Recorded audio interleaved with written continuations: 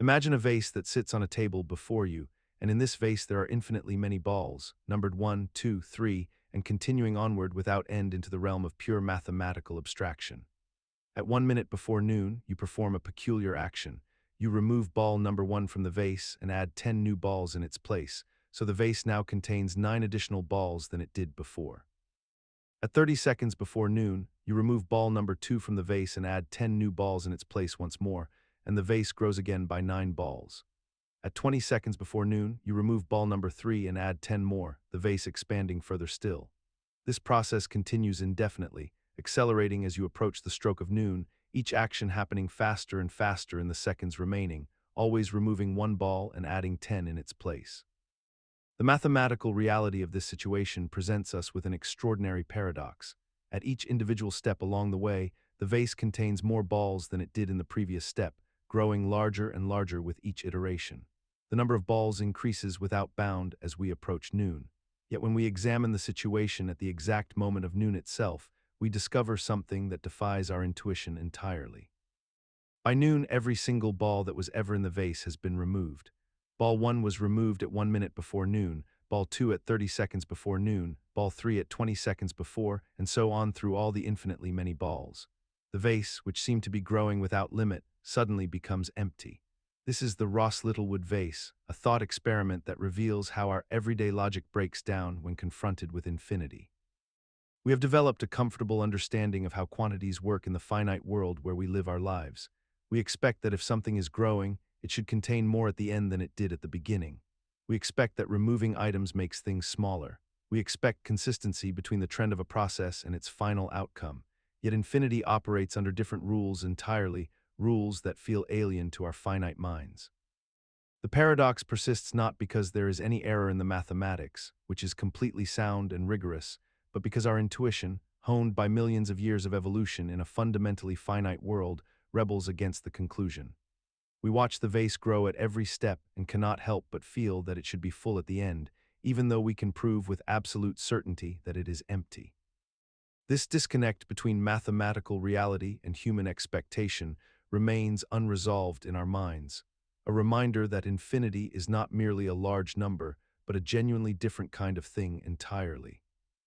Perhaps this is why infinity has haunted mathematicians and philosophers for centuries, not because the rules are wrong, but because they force us to abandon the comfortable assumption that the universe operates according to our intuitions, revealing instead that reality is far stranger and more subtle than our everyday experience can prepare us for.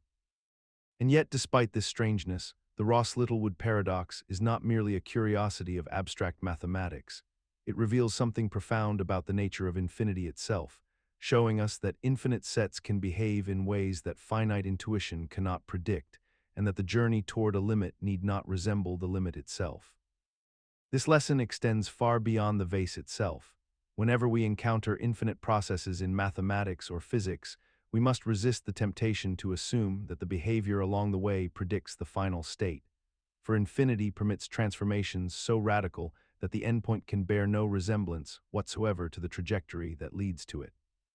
The heat death of the universe might empty it of energy just as the vase empties of balls, despite the apparent abundance at every moment before the final instant. Infinity teaches us that process and outcome are fundamentally decoupled concepts that our finite minds struggle to reconcile.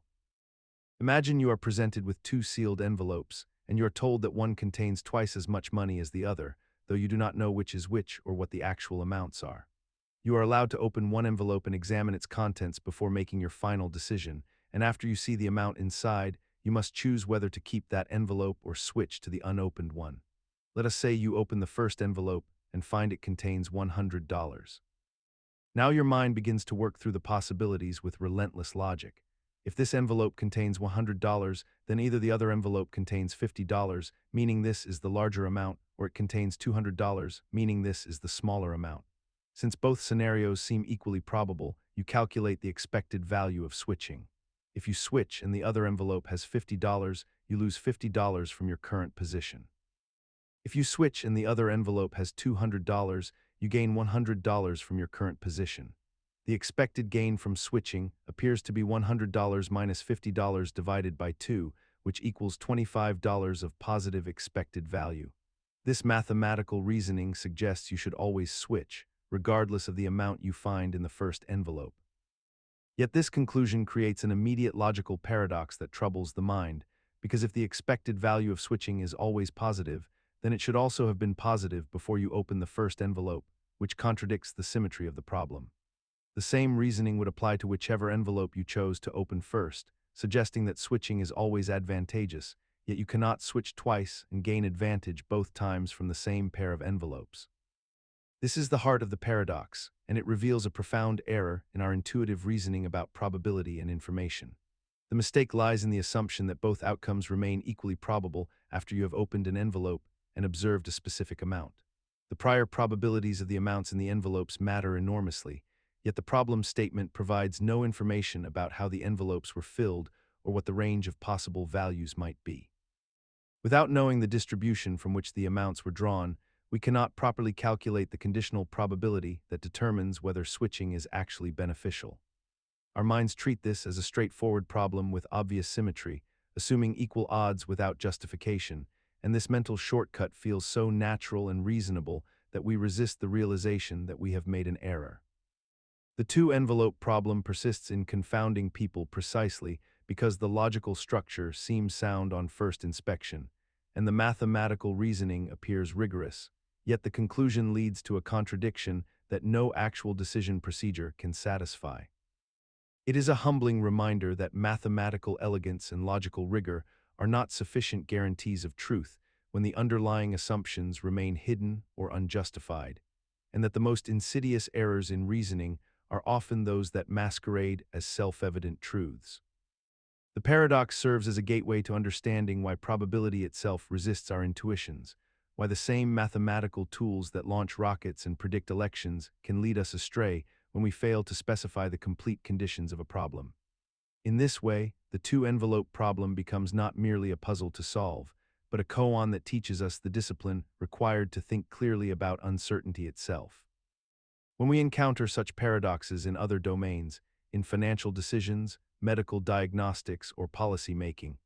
we often repeat the same error of treating symmetry as equivalent to ignorance, assuming equal probabilities where none exist, and thus arriving at confident conclusions built on invisible foundations of unexamined assumptions.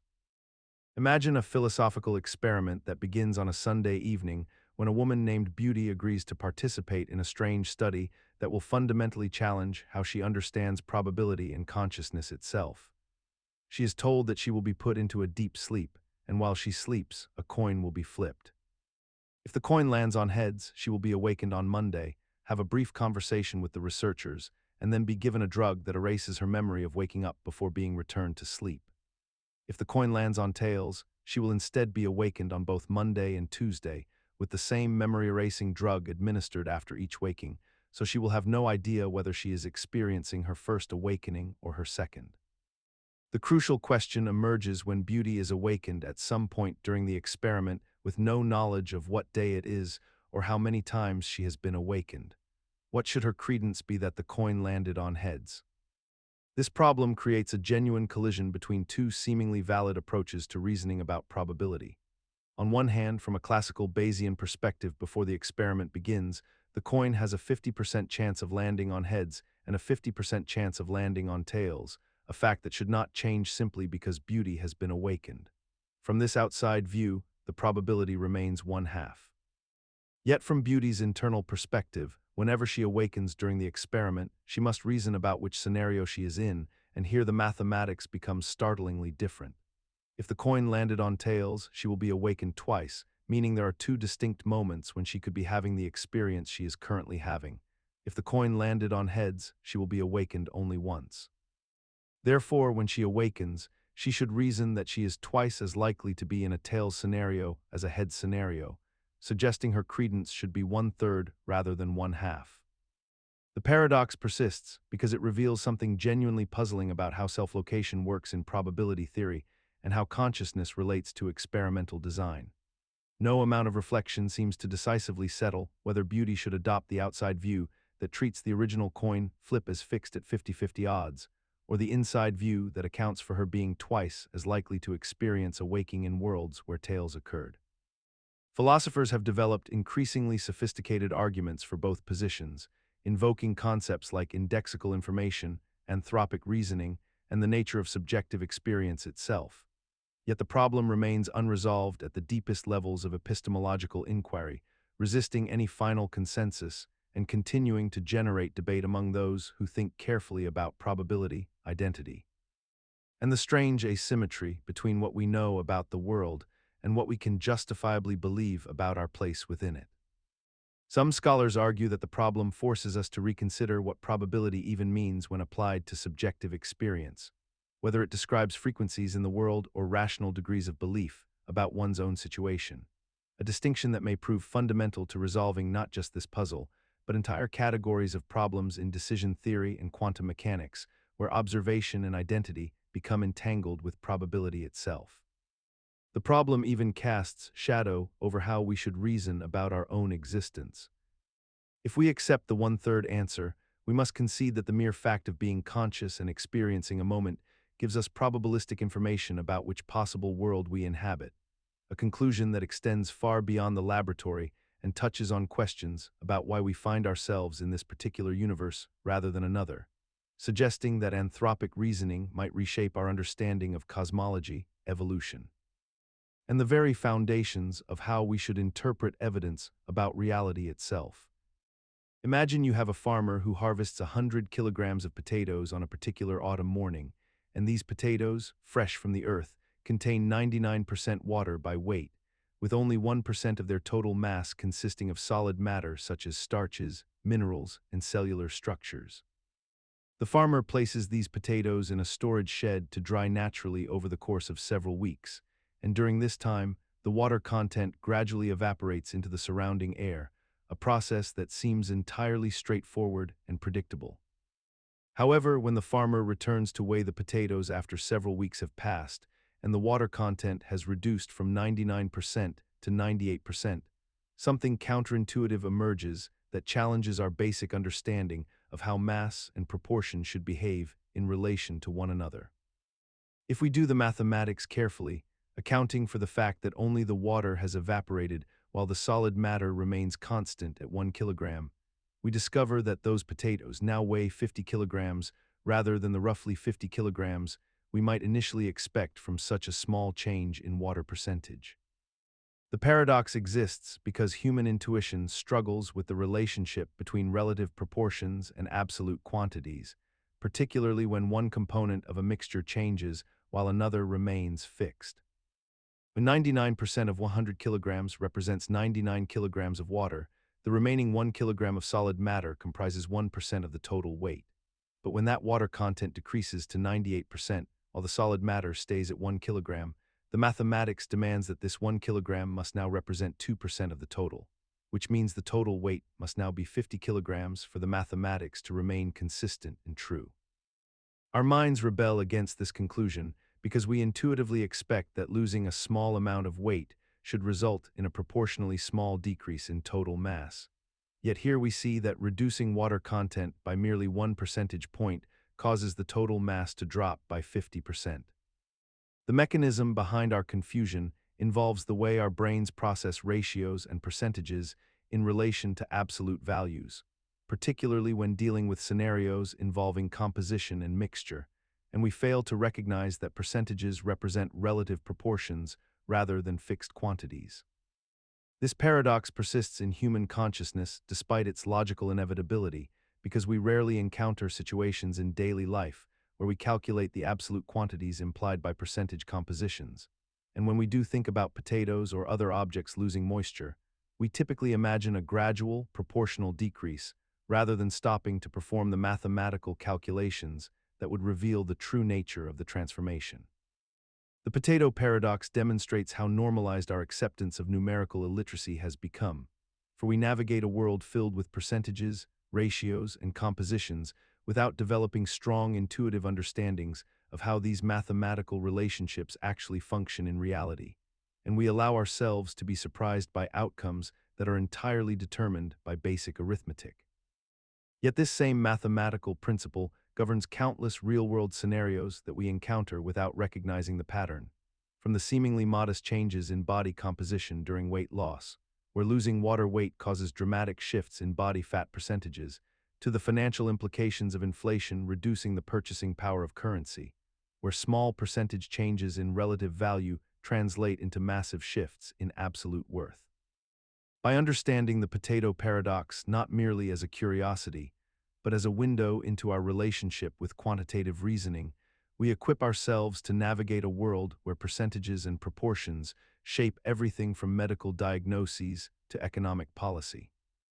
Imagine standing before two gambling games, each one designed to make you lose money with mathematical certainty, where playing either game repeatedly guarantees your eventual financial ruin.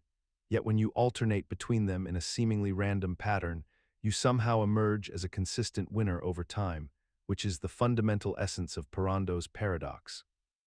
A counterintuitive principle discovered by physicist Juan Manuel Parrondo in the 1990s that fundamentally challenges our understanding of how losing strategies can combine to create winning outcomes. In the classical setup, Game A involves flipping a biased coin where you lose slightly more often than you win, perhaps winning only 49% of the time while losing 51%, and Game B appears even worse at first glance, involving a more complex betting mechanism with multiple losing conditions that seem designed exclusively to drain your resources. Yet when a player alternates between these two games according to a specific switching pattern, the mathematical properties of each game interact in such a way that the overall result transforms from guaranteed loss into probable gain, creating a winning strategy from the combination of two strategies that would individually bankrupt you. The mechanism underlying this paradox emerges from the concept of ratchet effects and the way certain game structures interact when combined sequentially, where the losing conditions in one game can sometimes reset or alter the probability landscape in the other game in advantageous ways, meaning that even though each game independently pulls you toward financial loss, the switching pattern exploits a hidden mathematical structure that allows the player to navigate around the losing states more effectively than they would if trapped in either game alone. The paradox demonstrates that the properties of complex systems sometimes cannot be understood by simply examining each component in isolation, because when you add two losing propositions together in a particular arrangement, they can paradoxically create a winning situation that seems to violate basic principles of probability and expected value, much like how two weak materials bonded together might become surprisingly strong, or how two populations of organisms that would individually struggle in an environment might thrive when they interact through competition or cooperation.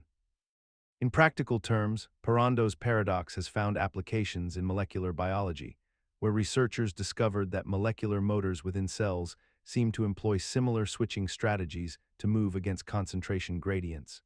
using a sequence of unfavorable micromovements that individually would suggest backward motion, yet collectively propel the system forward through space,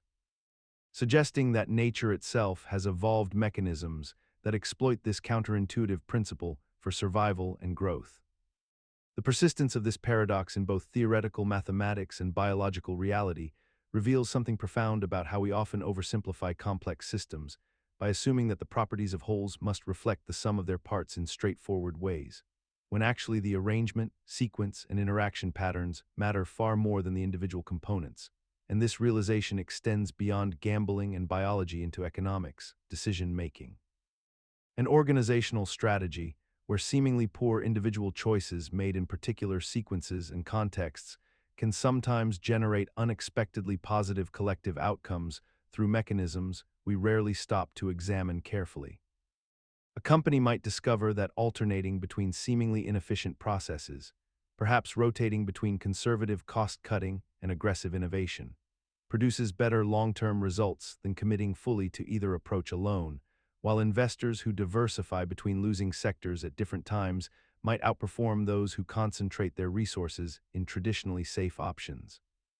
Demonstrating that Parrondo's paradox ultimately teaches us to question our intuitions about what constitutes a rational S. Imagine a lamp controlled by a switch, and this switch operates according to a very specific pattern that unfolds across an infinite series of moments. The lamp begins in the off position, and at precisely 1 minute before some final moment arrives, the switch is flipped to turn the lamp on. Then, at half a minute before that final moment, the switch is flipped again to turn the lamp off. Then, at 1/4 of a minute before the final moment, it's turned back on. This pattern continues indefinitely, with the switch being flipped at increasingly shorter intervals, each flip occurring at half the time interval of the previous flip, creating a geometric progression that approaches, but never quite reaches, that final moment we're imagining. The question that emerges from this scenario, first articulated by British philosopher James F. Thomson in the middle of the 20th century, is deceptively simple yet profoundly troubling. When that final moment actually arrives, when all of these infinite flips have theoretically completed, will the lamp be on or off? This riddle creates a logical knot that refuses to untie itself no matter how carefully we examine it. On one hand, you might argue that since we performed infinitely many switch flips and they alternate between on and off, the final state must correspond to the last flip we made, but there is no last flip because the sequence never terminates. On the other hand, you might claim the lamp must be in some definite state, either on or off, but neither answer can be justified by any logical rule we can construct. The deeper mechanism at work here involves the collision between the infinite and the finite, between potential infinity and actual infinity, between mathematical abstraction and physical reality. When we perform infinitely many operations in finite time, we venture into territory where our usual intuitions about causation and sequence begin to crumble like sand. We cannot count through infinity to find which flip was final because infinity contains no final element by definition. We cannot appeal to continuity or smooth transitions because the switch position jumps discontinuously at each flip. We have constructed a scenario that appears completely coherent when described in language, yet somehow refuses to yield a coherent answer to its central question. What makes Thomson's lamp particularly haunting is how it persists in philosophical discourse despite numerous attempted resolutions, each resolution revealing new layers of complexity rather than eliminating the paradox entirely. Some philosophers argue the paradox simply demonstrates that infinite supertasks cannot actually be completed in physical reality, that the scenario is metaphysically impossible and therefore not truly paradoxical at all. Others contend that the lamp genuinely has no determinate state at the final moment, that our assumption every physical object must be in some definite condition is itself flawed. Still others suggest that the problem reveals the inadequacy of classical logic when applied to infinity, that we need entirely new mathematical frameworks to address what is happening. Yet here we remain, generations later, still contemplating a lamp that switches on and off infinitely many times, still unable to definitively answer whether it ends up illuminated or dark. The paradox continues to exist in this strange liminal space between mathematics and physics, between the rigorous and the intuitive, between what we can describe and what we can understand.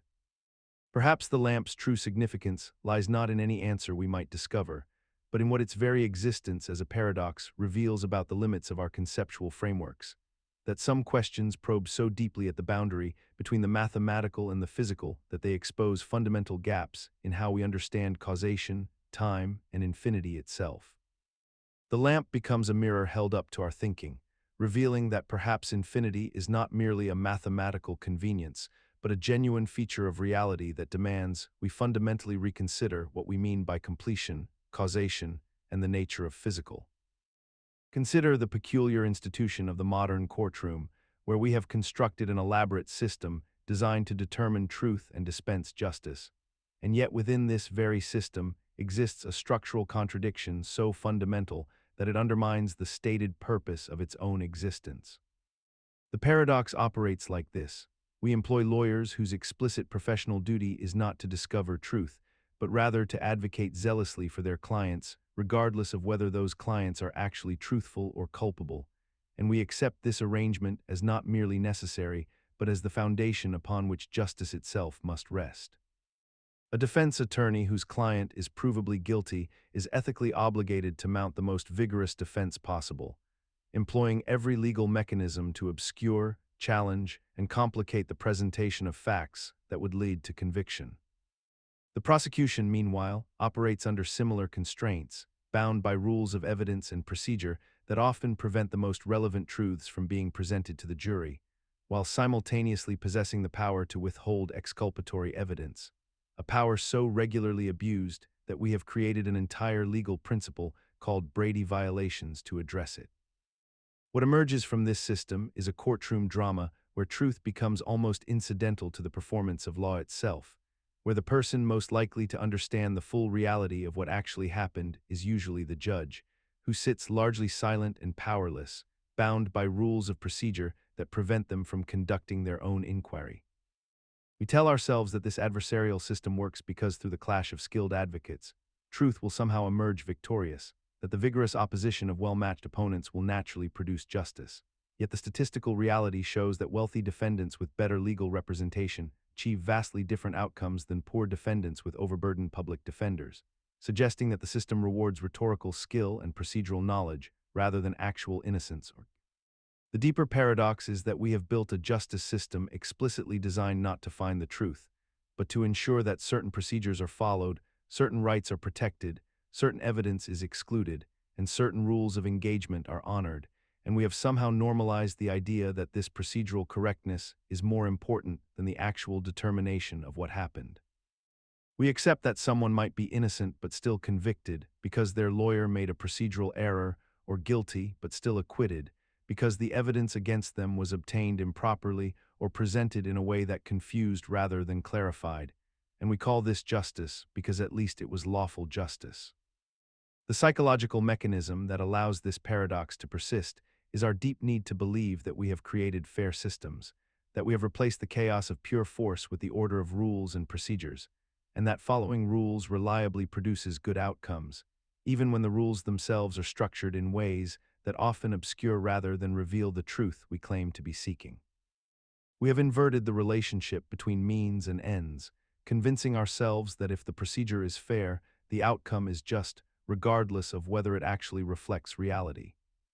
And yet the most troubling aspect of this inversion is that it functions precisely as intended. The system works beautifully to protect itself, to generate the appearance of legitimacy, and to distribute outcomes that feel random enough to seem neutral, which means that the paradox is not a bug requiring correction, but a feature that serves the deeper purpose of transforming might makes right into right makes might, lending the exercise of power the moral authority of procedure.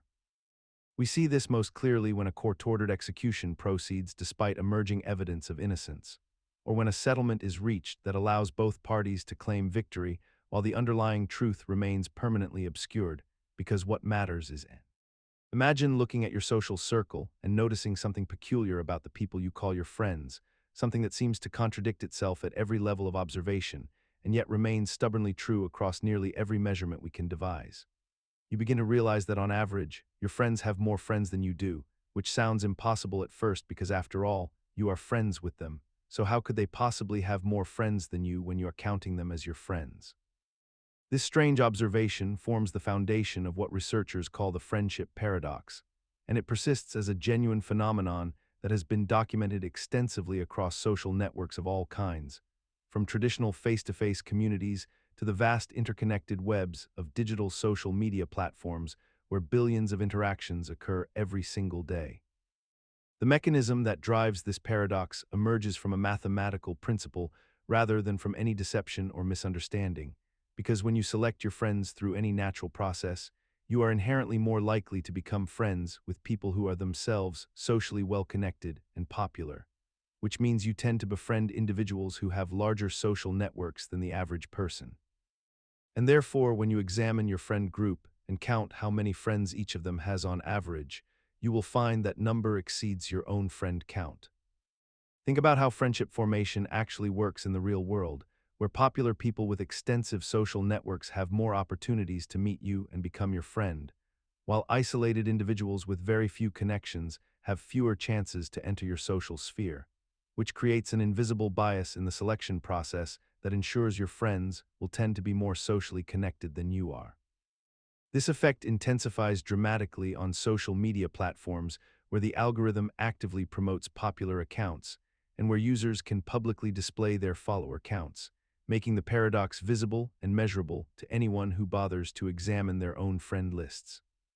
The paradox persists despite its logical soundness because most people never actually count or compare in any systematic way. They simply feel the ambient sense of social inadequacy that comes from observing their friends' seemingly larger networks, and they interpret this feeling as a personal failing rather than as a mathematical inevitability built into the structure of how social connections form.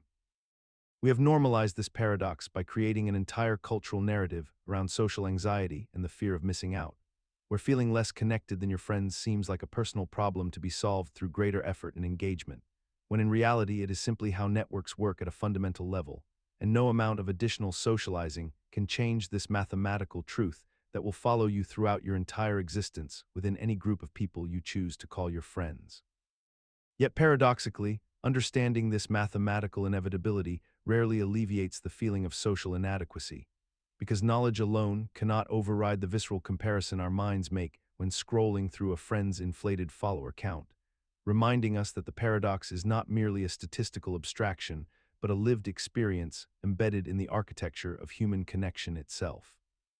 Perhaps the most unsettling aspect of this paradox is that it reveals how our social hierarchies are not random accidents, but inevitable mathematical consequences,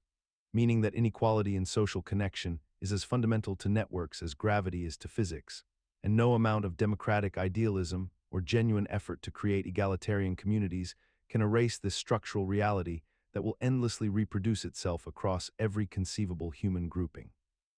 The paradox thus becomes not a problem to solve, but a lens through which to understand that hierarchies emerge naturally from connection itself, making social stratification an inescapable feature of how humans organize in. Imagine a bottle containing a supernatural imp that grants wishes to whoever possesses it, but with a critical catch. The owner must eventually sell the bottle to someone else for a price lower than what they paid for it, and if they fail to do so before death, their soul is forfeit to damnation. This classical thought experiment, inspired by Robert Louis Stevenson's short story, presents us with a peculiar logical trap that has fascinated philosophers for over a century. The paradox emerges when we consider the economic chain of transactions that must inevitably occur.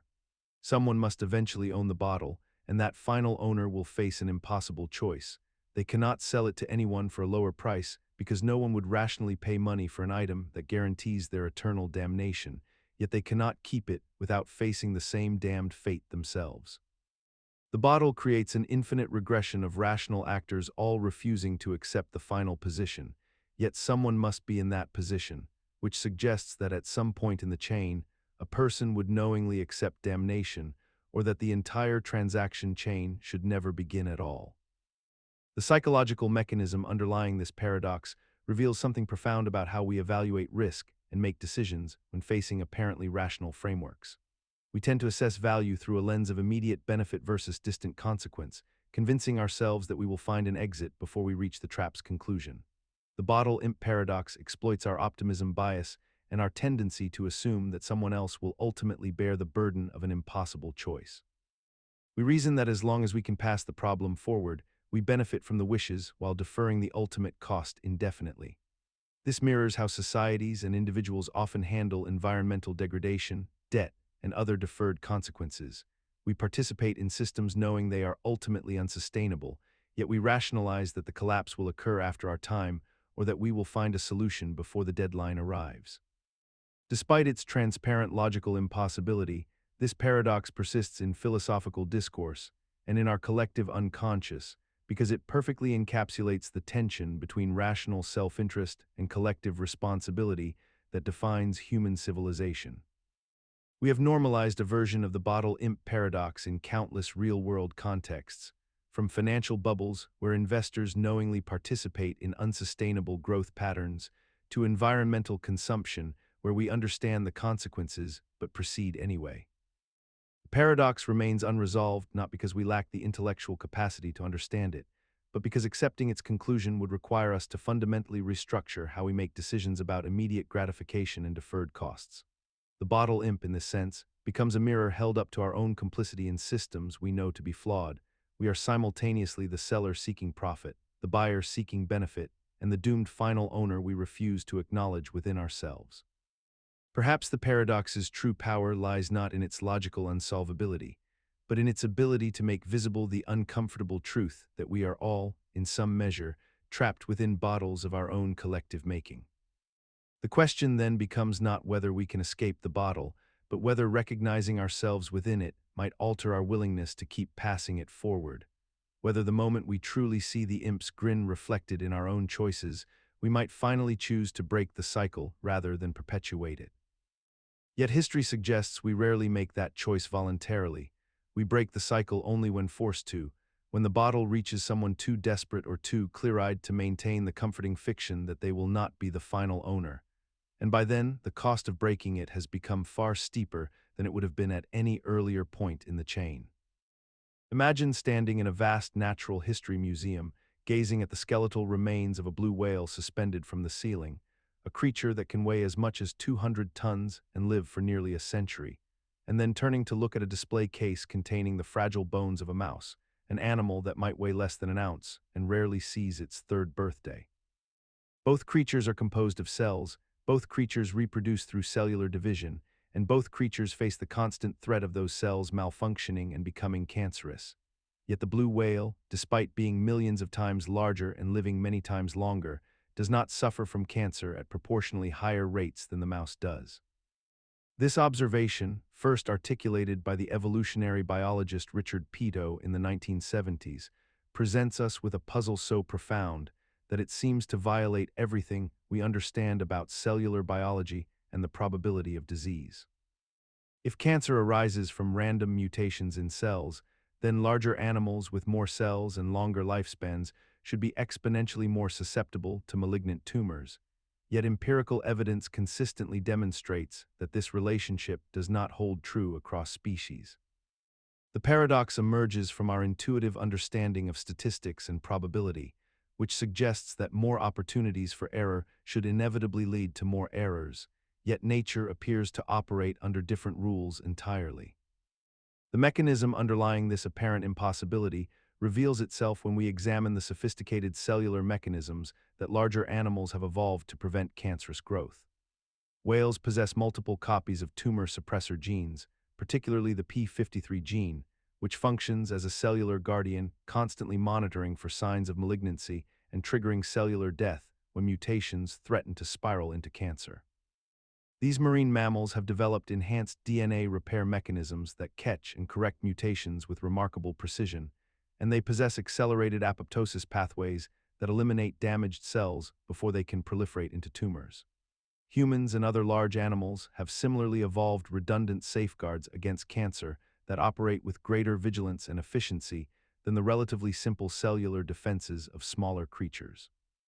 The larger an animal becomes and the longer it lives, the more elaborate and effective its cancer prevention systems must be, creating a kind of evolutionary arms race where the stakes of cellular malfunction become so high that natural selection itself demands better protective mechanisms. This means that what appears as a paradox in our mathematical models actually represents an elegant solution that evolution has implemented across millions of years of adaptation. What makes this paradox particularly fascinating is that we have accepted it as truth without fully integrating its implications into our understanding of life itself. As if larger animals have simply found ways to cheat the mathematics of probability through sheer biological ingenuity, yet we rarely pause to contemplate what this means for our own species and our relationship with disease.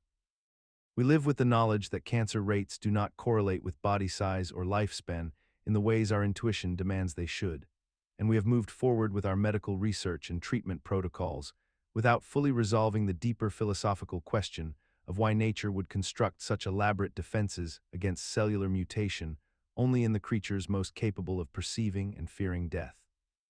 The paradox persists in scientific literature and in the back of our minds as a reminder that the universe operates according to principles far more complex and subtle than our first assumptions suggest, and that sometimes the most profound truths about biology reveal themselves not as simple mathematical relationships, but as the accumulated wisdom of evolutionary processes selecting for survival through mechanisms we are still learning to understand. Imagine standing in a vast library where every book that exists contains absolute truth, yet you discover that the very act of knowing whether a book contains truth somehow changes the nature of that truth itself, creating a paradox so subtle that philosophers have spent decades trying to untangle its implications for the nature of knowledge and reality. Fitch's Knowability Paradox emerges from a deceptively simple philosophical principle: the idea that if something is true, then it must be possible, in principle, for someone to know that it is true, a notion that seems reasonable on the surface because we generally assume that truth and knowability are intimately connected in our universe. The paradox begins when we formalize this intuition into logical language and discover that if we accept this principle, that all truths are knowable, we are forced to accept an absurd conclusion: that someone somewhere must actually know every true statement that has ever existed or ever will exist, including truths about the remote past, truths about the distant future, and truths about things that occurred when no conscious beings were present to observe them. This means accepting that either omniscient beings exist, or that all truths are actually known right now, in this very moment, which contradicts our basic understanding of how knowledge works and how the world actually operates. The logical mechanism driving this paradox involves the principle of constructive proof. When we say something is knowable, we commit ourselves to the idea that there exists a method or pathway by which knowledge of that thing could be obtained. Yet when we combine this with the assumption that all truths must be knowable, we create a logical chain that forces us to conclude that knowledge itself must extend infinitely in all directions through time and space, encompassing facts that seem utterly beyond the reach of any finite mind. What makes Fitch's knowability particularly unsettling is that it challenges our most fundamental assumptions about the relationship between truth and knowledge, forcing us to confront the possibility that perhaps not all truths can be known, or that our definition of truth itself requires reconsideration, or that the very structure of logic breaks down when we try to make sweeping claims about the knowability of absolutely everything. Despite having no logical resolution that satisfies all our intuitions simultaneously, this paradox persists in philosophical discourse because it touches something deep about how we understand reality itself, and we continue to grapple with it because abandoning it seems to require abandoning either the idea that truth is objective or the idea that knowledge is ever truly possible. The paradox thus reveals a hidden tension at the heart of epistemology, that our most cherished assumptions about truth and knowledge may be fundamentally incompatible, forcing us to choose which intuition we are willing to sacrifice, a choice that has profound implications not only for philosophy, but for how we understand the limits of human understanding itself. Some philosophers respond by rejecting the principle that all truths must be knowable, accepting instead that reality contains truths forever beyond our reach, a stance that protects logic but requires us to accept an unknowable universe. Others argue we must redefine what knowable means, suggesting that a truth need only be knowable in principle to some possible mind, not necessarily to us, which preserves our intuitions, but at the cost of introducing hypothetical knowers we may never verify exist. Still others take a more radical approach, questioning whether the logical formalism itself can capture the genuine nature of truth and knowledge, suggesting that perhaps reality is simply too strange and multifaceted to be compressed into the neat categories our symbolic logic demands, leaving us with the humbling recognition that some of philosophy's deepest puzzles may resist solution, not because we lack intelligence, but because we lack the conceptual frameworks adequate to the task.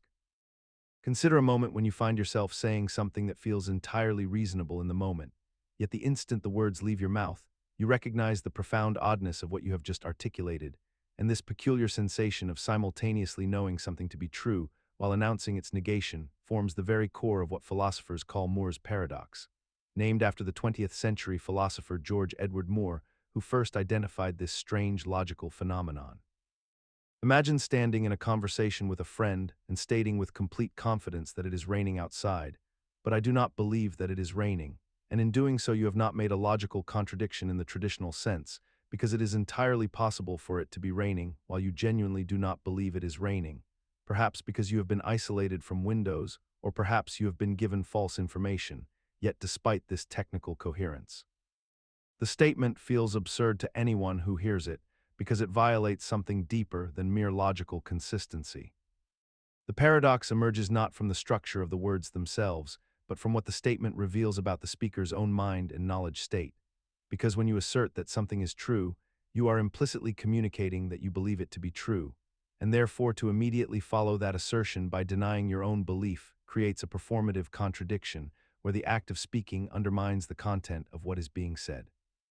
This peculiar phenomenon extends into countless variations and circumstances throughout human experience, such as when someone confidently declares that they are probably wrong about this, or when a person insists that they cannot speak about their own inability to speak, or when someone asserts that they do not exist as a conscious entity thinking this very thought. And in each case, the logical content may be technically coherent, while the pragmatic force of the utterance creates an irresolvable tension.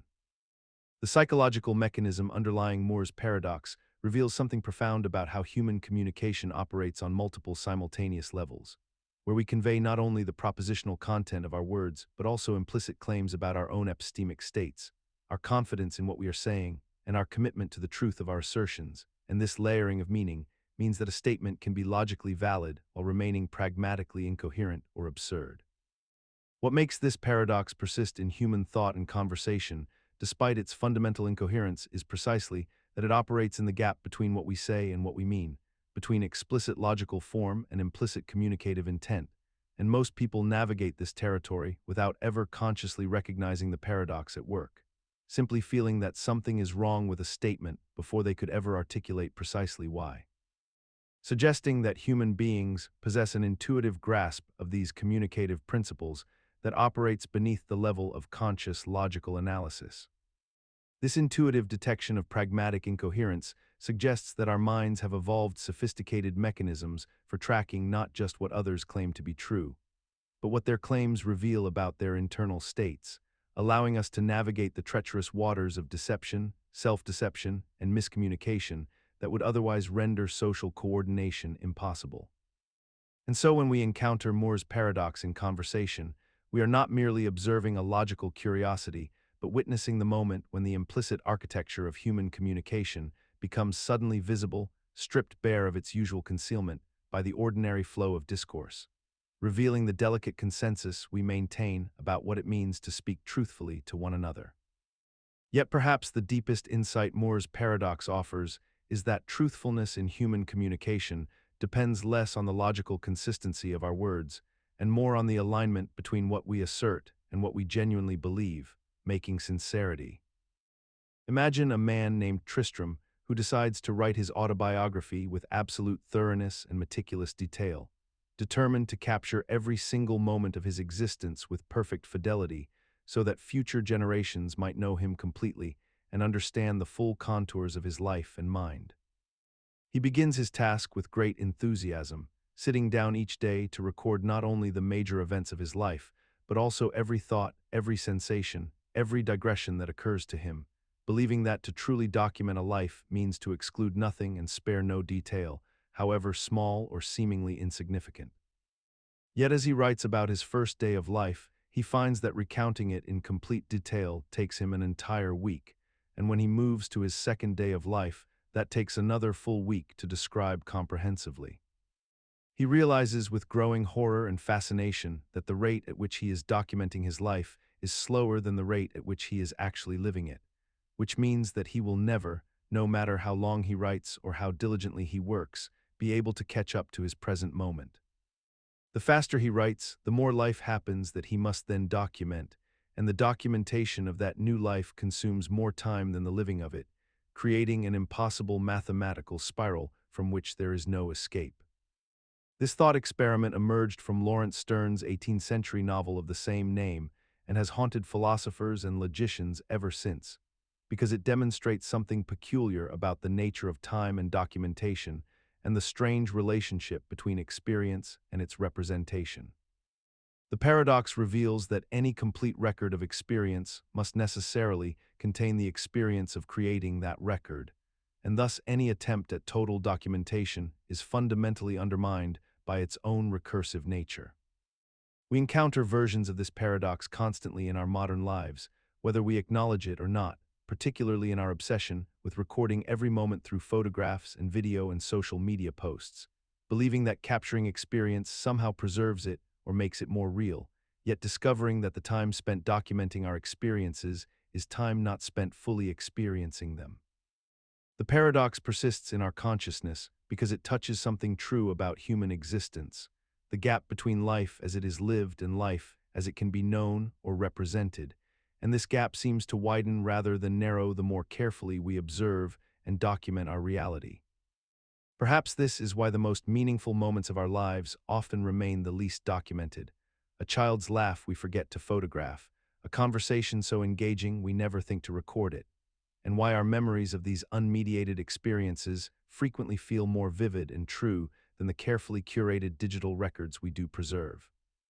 In this way, the paradox reveals a deeper irony. Our attempt to transcend the limitations of memory and time through documentation may paradoxically diminish the very richness of experience we sought to preserve, leaving us with perfect records of moments we never truly inhabited. Perhaps this is why we find ourselves increasingly drawn to the paradox's inverse, the deliberate choice to live certain moments in obscurity, to let some experiences remain unwitnessed and unrecorded, trusting that their value lies not in their documentation, but in their simple, irreplaceable occurrence in the flow of our actual lives. In this sense, Tristram's dilemma becomes not a mathematical impossibility to solve, but a fundamental choice about how we wish to inhabit our existence. Whether we pursue the illusion of total knowledge or embrace the freedom that comes from letting much of life remain beautifully, necessarily unknown. And yet, even in making this choice consciously, to set down our phones and simply live, we cannot entirely escape the paradox. For the moment we reflect on our decision to live without documentation, we have already begun documenting it in memory, already stepping slightly outside the experience to observe ourselves having it. Imagine you are standing at the edge of an infinite series of tasks, each one a prerequisite for the next, stretching backward into an endless past that should never have been completed, and yet somehow you find yourself in the present moment, alive and conscious, which according to the logic of the situation should be impossible. This is the essence of Benardete's dichotomy, a philosophical puzzle that confronts us with a peculiar problem about infinite regress and the seemingly impossible conditions that must have already been satisfied for us to exist at all. The paradox works like this. Suppose there exists an infinite sequence of events or conditions that must occur in reverse chronological order, with each earlier event being a necessary prerequisite for the one that follows it, and suppose further that each of these events requires a finite amount of time to complete. If we trace this chain backward into the infinite past, we encounter an insurmountable logical barrier, because an infinite number of prerequisite events could never actually be completed, no matter how much time we allow, and yet the fact that we are here, observing this very moment, seems to suggest that somehow all of these infinite prerequisites have indeed been fulfilled. The psychological mechanism that allows us to coexist with this paradox involves a kind of cognitive compartmentalization, where we accept the logical impossibility as merely a theoretical puzzle, while simultaneously proceeding with our lives as though the paradox does not apply to us or our circumstances.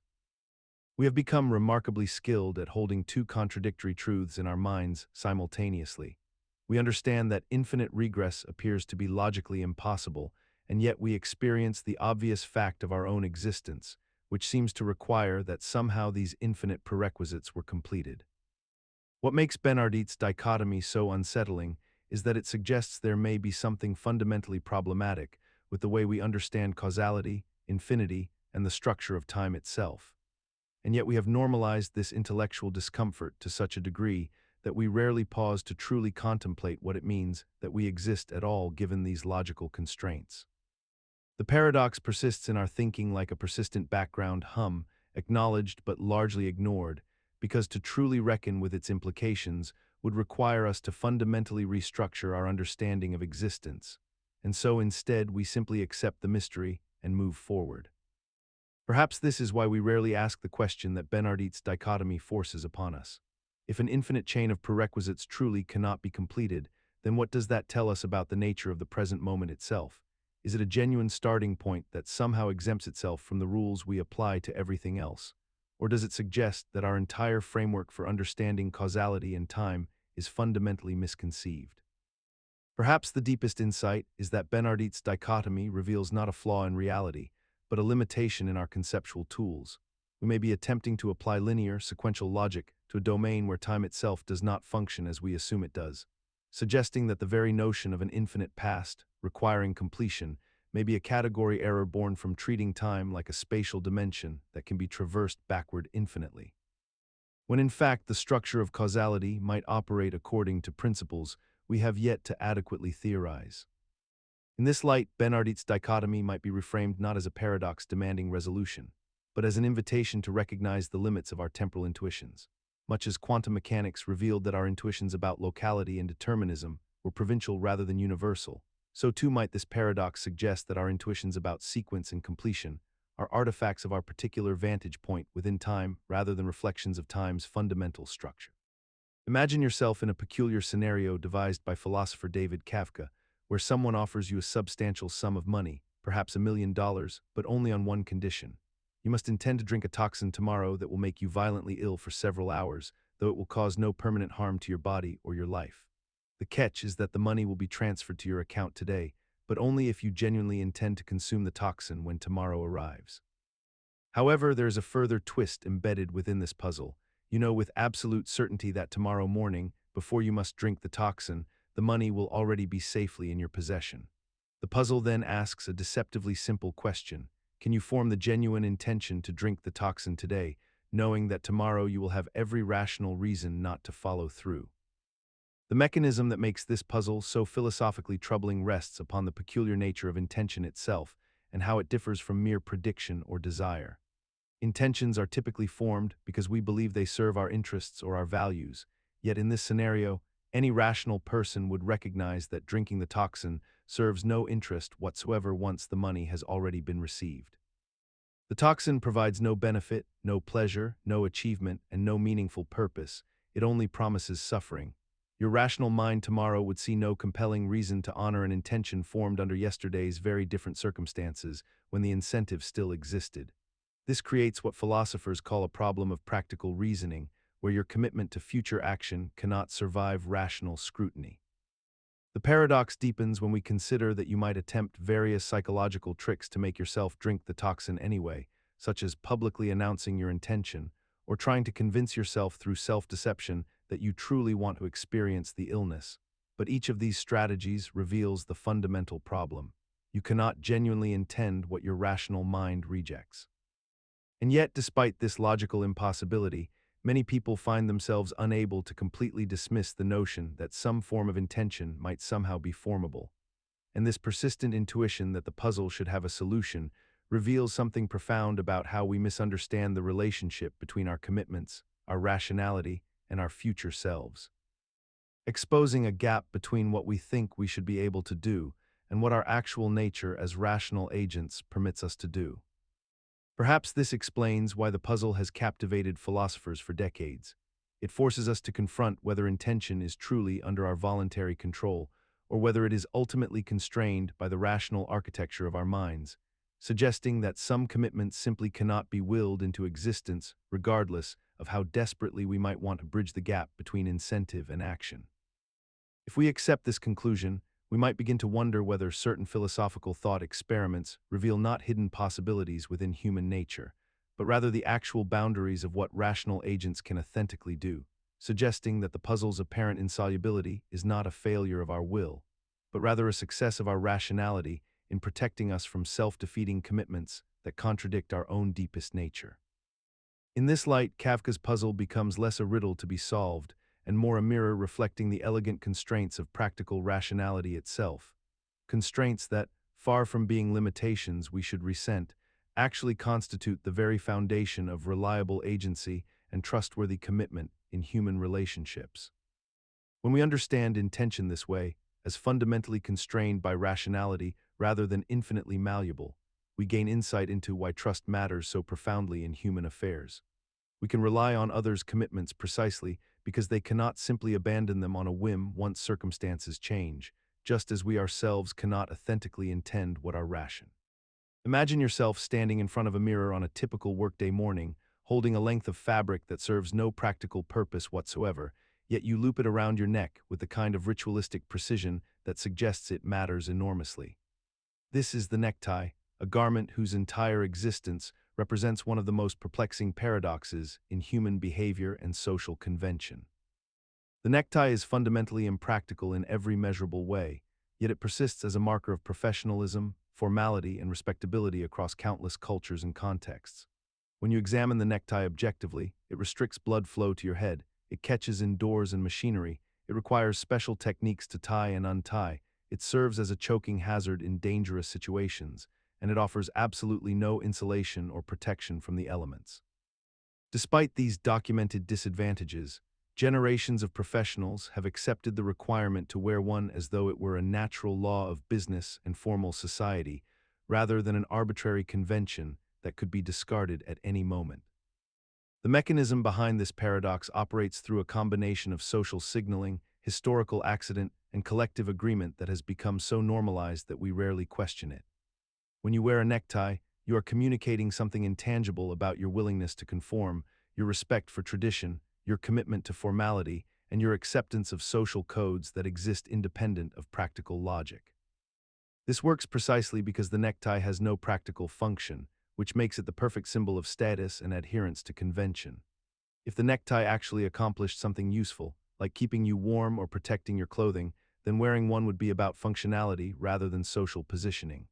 The impracticality becomes the entire point, transforming a useless object into a powerful communicative tool that signals compliance with an invisible social contract. Workplaces and formal institutions have built entire hierarchies of respectability and professionalism around the presence or absence of this single piece of fabric, creating situations where you might lose opportunities or respect based on whether you have chosen to wrap fabric around your neck in the culturally approved manner.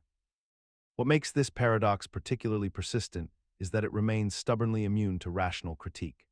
You might recognize that the necktie serves no genuine purpose and actively creates minor discomfort, yet you continue wearing one because everyone else wears one, because institutions expect it, and because deviating from the norm carries social risks that feel more real and dangerous than the minor physical inconveniences it causes. We have collectively normalized an objectively pointless tradition by tying it to concepts like professionalism and respectability, creating a self-perpetuating cycle where people wear neckties so that other people will respect them enough to hire them or work with them, ensuring those other people must also wear neckties to maintain their own position. The paradox persists precisely because it is self-reinforcing and because questioning it feels threatening to an entire social structure built around such arbitrary symbols. The necktie remains draped around countless necks across the world, a daily reminder that humans will willingly accept and perpetuate completely illogical conventions if those conventions carry sufficient social weight and tradition. Yet this paradox extends far beyond neckties themselves. It reveals a fundamental truth about human civilization, where countless traditions, dress codes, etiquette rules, and social expectations persist not because they are logical or beneficial, but simply because they are old enough and widespread enough to feel inevitable and permanent. The same mechanism explains why we maintain elaborate business casual codes, why certain colors of nail polish remain taboo in conservative workplaces, and why a single visible tattoo can still disqualify candidates despite having no bearing on it. Consider the peculiar experience of reading a novel or watching a film, where you find yourself emotionally moved by events that you simultaneously know with absolute certainty have never occurred and involve people who have never existed outside the imagination of their creator. You read about a character facing an impossible moral choice, and your heart rate increases. Your palms may grow slightly damp. You experience genuine anxiety about the fictional person's fate, even though you possess complete knowledge that this character exists only as ink on a page or pixels on a screen. This is the paradox of fiction, sometimes called the problem of emotional response to non-existent objects, and it reveals something profoundly strange about how the human mind negotiates between intellectual understanding and emotional experience. When you engage with fiction, you operate simultaneously in two contradictory mental states. You know absolutely that what you are witnessing is not real, that these events did not happen, that these people do not exist, and yet you respond to them as though they do possess some form of reality deserving of your emotional investment and psychological engagement. The mechanism underlying this paradox appears to involve a form of deliberate cognitive suspension, a process whereby the rational mind temporarily accepts a framework that it consciously rejects. When you open a novel or press play on a film, you enter into an implicit agreement with the creator, a social contract that says you will behave as though the fictional world possesses legitimate reality for the duration of your engagement with it.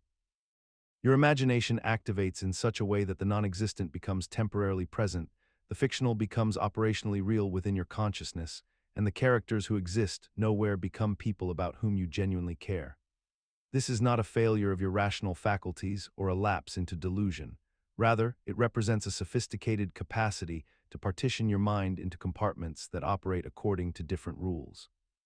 What makes this paradox so strange and so persistent is that it never quite resolves despite our conscious awareness of its illogical nature. You might think that knowing something is fictional would automatically prevent emotional engagement with it, yet the opposite remains true for most people most of the time. A story is no less moving for being false. A character is no less compelling for being imaginary. A tragedy is no less sad for being impossible. We have normalized this contradiction to such a degree that we rarely acknowledge how deeply paradoxical it truly is. How we have built entire industries and art forms around our collective willingness to care intensely about things we know to be nothing more than elaborate constructions designed to manipulate our emotions in specific directions. Yet perhaps the paradox dissolves when we recognize that fiction's power does not depend on literal truth, but on emotional or psychological truth. The way a story can capture something real about human experience, desire, and suffering, even while its events remain entirely invented. In this sense, we do not suspend disbelief so much as we recognize that the boundary between real and fictional may itself be less rigid than we assume, and that meaning and significance can exist independent of whether something actually happened. When you weep for a character's death or feel rage at an injustice that never occurred, you are not responding to falsehood. You are responding to a crystallized expression of genuine human vulnerability, a carefully constructed mirror that reflects authentic emotional truths back at you with perfect clarity. In this way, fiction becomes a technology for exploring what it means to be human, a space where the invented can be more truthful than any factual account. The novels that endure across centuries are rarely those that simply record what happened. They are the ones that capture what it feels like to be alive, to suffer loss, to love impossibly, to confront mortality, experiences so universally resonant that they're fict. Imagine taking a sphere, a perfect hollow ball existing in three-dimensional space, and imagine that you must turn it inside out without tearing, puncturing, or creasing the surface in any permanent way, which seems entirely impossible at first, because our intuition tells us that any attempt to invert a sphere would necessarily create a hole or a tear that cannot be repaired within the rules of continuous deformation. Yet in 1958, the mathematician Stephen Smale proved mathematically that this transformation, called a sphere eversion, is not only theoretically possible, but is an inevitable consequence of higher dimensional topology. And what makes this paradox so deeply disorienting is that while the mathematics proves conclusively that this must be achievable, actually visualizing or constructing such an eversion requires moving through four-dimensional space or accepting bizarre intermediate states where the sphere appears to pass through itself in ways that seem to violate the very structure of spatial reality as we perceive it. The mechanism underlying this paradox emerges from the distinction between what topologists call regular homotopy and the more restrictive constraints of ordinary three-dimensional geometry. Because when you consider the sphere not as a rigid object, but as a flexible surface governed by topological principles, you discover that certain transformations that appear impossible within three dimensions become inevitable when you allow the surface to exist temporarily in higher dimensions, or when you permit self-intersections that resolve themselves through continuous motion that preserves the surface's intrinsic properties. What persists most strikingly about Smale's sphere eversion, despite its mathematical inevitability, is our profound psychological resistance to accepting that such a thing could occur, because we have evolved to understand objects within the constraints of three-dimensional space. And our brains literally cannot construct a clear mental image of the intermediate stages where the sphere is partially everted, because those stages involve geometric configurations that have no analog in our everyday experience, making this one of the most humbling demonstrations that mathematics describes possibilities that exceed the intuitive capacities of human spatial visualization. And yet we have learned to accept this paradox not through understanding, but through trust in the abstract symbolic language that proves it must be true, creating a peculiar state where we simultaneously know something is real while remaining perpetually unable to truly comprehend it. The visualizations that mathematicians have subsequently created, using computer graphics to render the eversion in stages, do little to resolve this cognitive dissonance, because watching the sphere's surface fold and interpenetrate itself on a screen produces a kind of vertigo that suggests we are witnessing something fundamentally alien to the spatial logic our minds evolved to navigate, reminding us that the deepest truths of mathematics often reside precisely at the boundaries where human intuition must surrender to the authority of proof. And perhaps this is why Smale's sphere aversion remains not merely a mathematical curiosity, but a philosophical landmark, a moment when we discovered that the universe permits transformations our minds cannot follow, yet our symbols can describe with perfect precision, suggesting that reality itself operates according to principles that transcend the limited geometry of human perception. Asking us to trust mathematics not because we understand it intuitively, but because its predictions prove devastatingly, mysteriously correct. In this sense, Smale's sphere aversion joins a peculiar class of mathematical truths, alongside non-Euclidean geometries and quantum superposition, that force us to recognize mathematics not as a description of intuitive space, but as a language capable of articulating realities that exist beyond the reach of human visualization, humbling us with the recognition that our minds are merely one scale of understanding in a cosmos governed by. Consider the profound peculiarity of human valuation when we examine the relationship between water and diamonds, two substances whose worth in our economic systems seems to exist in complete inversion to their actual utility and necessity for survival. Water, the most essential compound for all known life, the substance that comprises the majority of the human body, the element without which no organism can persist for more than days, is treated as nearly worthless in most developed nations, available from any tap for pennies, abundant and taken entirely for granted in our daily existence.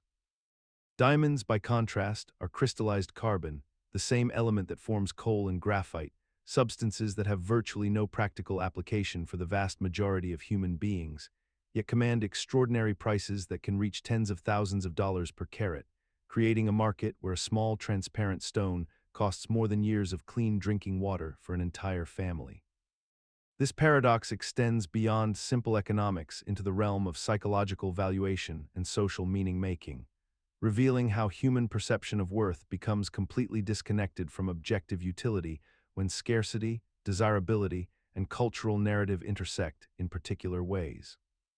The mechanism operates through several reinforcing layers of psychological reasoning that begin with the simple observation that water is abundant while diamonds are rare.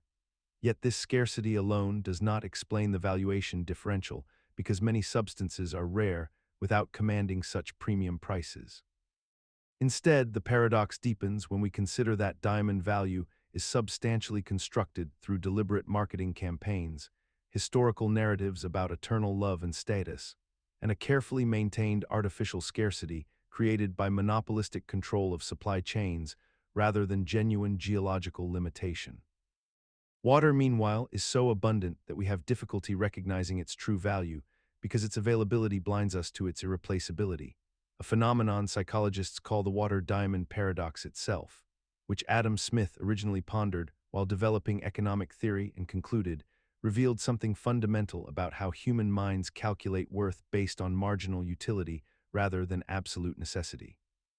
The persistence of this inverted valuation, despite its logical impossibility, reflects how we have normalized the separation between survival value and economic value, how marketing and narrative can construct entire belief systems around objects, and how the abundance of essential resources paradoxically renders them invisible in our calculations of worth, while the scarcity of non-essential items captures our attention and desire, creating a marketplace where the truly valuable remains cheap, while the ultimately dispensable becomes precious beyond measure. Yet this inversion becomes even more consequential when we recognize that the same psychological mechanism now operates in reverse during crises, when diamonds become worthless paper in the hands of a drowning person, while water transforms into the most precious substance imaginable, suggesting that our economic valuations are not reflections of inherent worth, but rather temporary agreements about scarcity that collapse the moment survival itself is threatened. This revelation exposes the fragility of all market-based valuations, suggesting that beneath every price tag lies an unexamined assumption about abundance that evaporates the moment scarcity becomes real, transforming our carefully constructed hierarchies of worth into mere luxuries abandoned on the shore as the waters rise. The question then becomes not whether water or diamonds possesses greater intrinsic value, a question already answered by the biology of survival, but rather what our persistent blindness to this answer reveals about the nature of human consciousness itself, and whether a civilization that requires crisis to recognize what it truly needs is fundamentally equipped to navigate an era where genuine scarcity, rather than artificial marketing, will determine which resources co. Consider the peculiar problem that haunted Galileo Galilei in the early 1700s, a mathematician and astronomer who found himself confronted with a question that seemed to dissolve the very foundations of logical thought. How do you compare the size of infinite sets when infinity itself defies conventional measurement?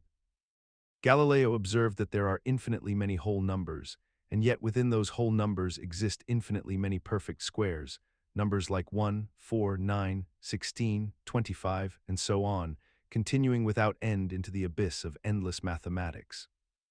By any reasonable definition of size or quantity, the set of all whole numbers should be larger than the set of perfect squares alone, since perfect squares are merely a subset, a tiny fraction of all numbers that exist. And yet when Galileo attempted to establish a one-to-one correspondence between them, he discovered something deeply unsettling. For every whole number, there exists exactly one perfect square, and for every perfect square, there exists exactly one whole number, suggesting that somehow these two infinite collections are equal in size, a conclusion that violates every intuitive sense of proportion and magnitude that our minds have evolved to understand. This paradox persists in our consciousness because we are creatures who learn to count finite things, to measure finite quantities, and to understand that a part must always be smaller than its whole. And yet infinity shatters this fundamental axiom with the same indifference that light travels through the void of space. We have normalized this paradox by simply accepting that infinity operates according to rules entirely different from ordinary mathematics, by creating new fields of study dedicated to infinities of different sizes, by inventing the concept of cardinality that allows mathematicians to discuss infinities without claiming they are larger or smaller than one another. Yet this acceptance does not dispel the underlying cognitive dissonance that occurs when we truly contemplate the implications. The human mind rebels against this notion even as we intellectually acknowledge its correctness, and we continue to sleep uneasily with the knowledge that the rules we relied upon to make sense of reality transform into something alien and paradoxical the moment we venture beyond the boundary of finitude, into a landscape where intuition becomes useless and logic bends into shapes our language was never designed to describe. And perhaps this is why Galileo himself ultimately retreated from the paradox, choosing to accept it as a mystery beyond human comprehension rather than a problem to be solved, recognizing that some truths about the universe operate at a frequency beyond the range of our evolved intuitions, leaving us as observers forever watching infinity through a glass we can touch but never fully understand. Yet in this acceptance lies a strange liberation. By surrendering our demand that infinity conform to finite logic, we opened a door to understanding infinities that differ from one another in ways that finite numbers never could, discovering that some infinities are genuinely larger than others, a revelation that transformed the apparent paradox into the foundation of modern mathematics itself. Cantor's later work on transfinite numbers would prove that the infinity of real numbers, those that fill every conceivable point on a number line, vastly exceeds the infinity of whole numbers, vindicating our intuition that some infinities dwarf others, and transforming Galileo's unsettling paradox into the first glimpse of a mathematical landscape far richer and stranger than anyone in the early modern period could have imagined. This hierarchy of infinities, where the infinity of points on a line contains more elements than the infinity of counting numbers, which itself contains more than the infinity of rational fractions, revealed that infinity was not a single monolithic concept, but rather an endless tower of greater and greater magnitudes, each level transcending the one below it in ways that defied finite comprehension, suggesting that Imagine you are searching for something you have never encountered before, perhaps a rare mineral specimen or a historical artifact you have read about but never seen with your own eyes, and as you wander through museums and marketplaces, you suddenly come across an object that might be what you are looking for, yet you find yourself paralyzed by an impossible question. How will you know if this is truly the thing you seek when you have no clear understanding of what that thing actually is? This is the essence of Menno's paradox, an ancient logical puzzle that emerges from a dialogue between Socrates and a young man named Meno in Plato's philosophical texts, and it presents us with a seemingly insurmountable problem about the nature of knowledge and discovery itself. The paradox unfolds as follows. If you do not know what something is, then you cannot search for it, because you would not recognize it if you found it. And conversely, if you already know what something is, then there is no reason to search for it at all, since you have already found it, which means that all inquiry becomes logically impossible, rendering the very act of learning and discovery fundamentally contradictory. This puzzle reveals something profound about how human consciousness attempts to navigate the space between ignorance and knowledge. For we exist constantly in this liminal zone where we simultaneously do not fully understand something, yet possess enough fragmentary information or intuition to pursue it. When you learn a new skill, for instance, you begin with an imperfect grasp of what mastery looks like, yet something within you recognizes the direction you must travel, suggesting that we operate with what might be called proto-knowledge or implicit understanding, a shadowy awareness that guides us even when explicit knowledge eludes us. The mechanism that allows us to escape this paradox in practice appears to involve recognition rather than identification. For when you encounter the object of your search, something resonates within your accumulated experience, your pattern recognition systems, your memory networks, and you recognize it as what you sought even if you could not have articulated a complete definition beforehand. Yet despite having lived with this paradox resolved through our daily experience of learning and discovery, we rarely acknowledge how remarkable this actually is, how we navigate constantly between knowing and not knowing, how we search for things we only partially understand, and how we succeed in finding them through mechanisms that remain somewhat mysterious even to modern cognitive science.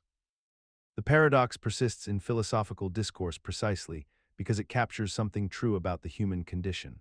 We are creatures who learn and grow despite the logical impossibility of learning and growth. We seek understanding despite not fully understanding what understanding is, and we move through the world guided by incomplete knowledge that somehow proves sufficient for navigation and growth. Perhaps this is why the paradox has endured for over 2,000 years. It does not merely describe a logical problem to be solved, but rather illuminates the strange and beautiful fact that human beings are fundamentally creatures of becoming, forever suspended between the known and unknown, and it is precisely this suspension that makes growth, discovery, and transformation possible. In this light, Meno's paradox ceases to be a mere logical puzzle and becomes instead a celebration of human resilience. We thrive not despite our ignorance, but through it, using each tentative step into the unknown as both question and answer, both map and territory, allowing us to become something other than what we were.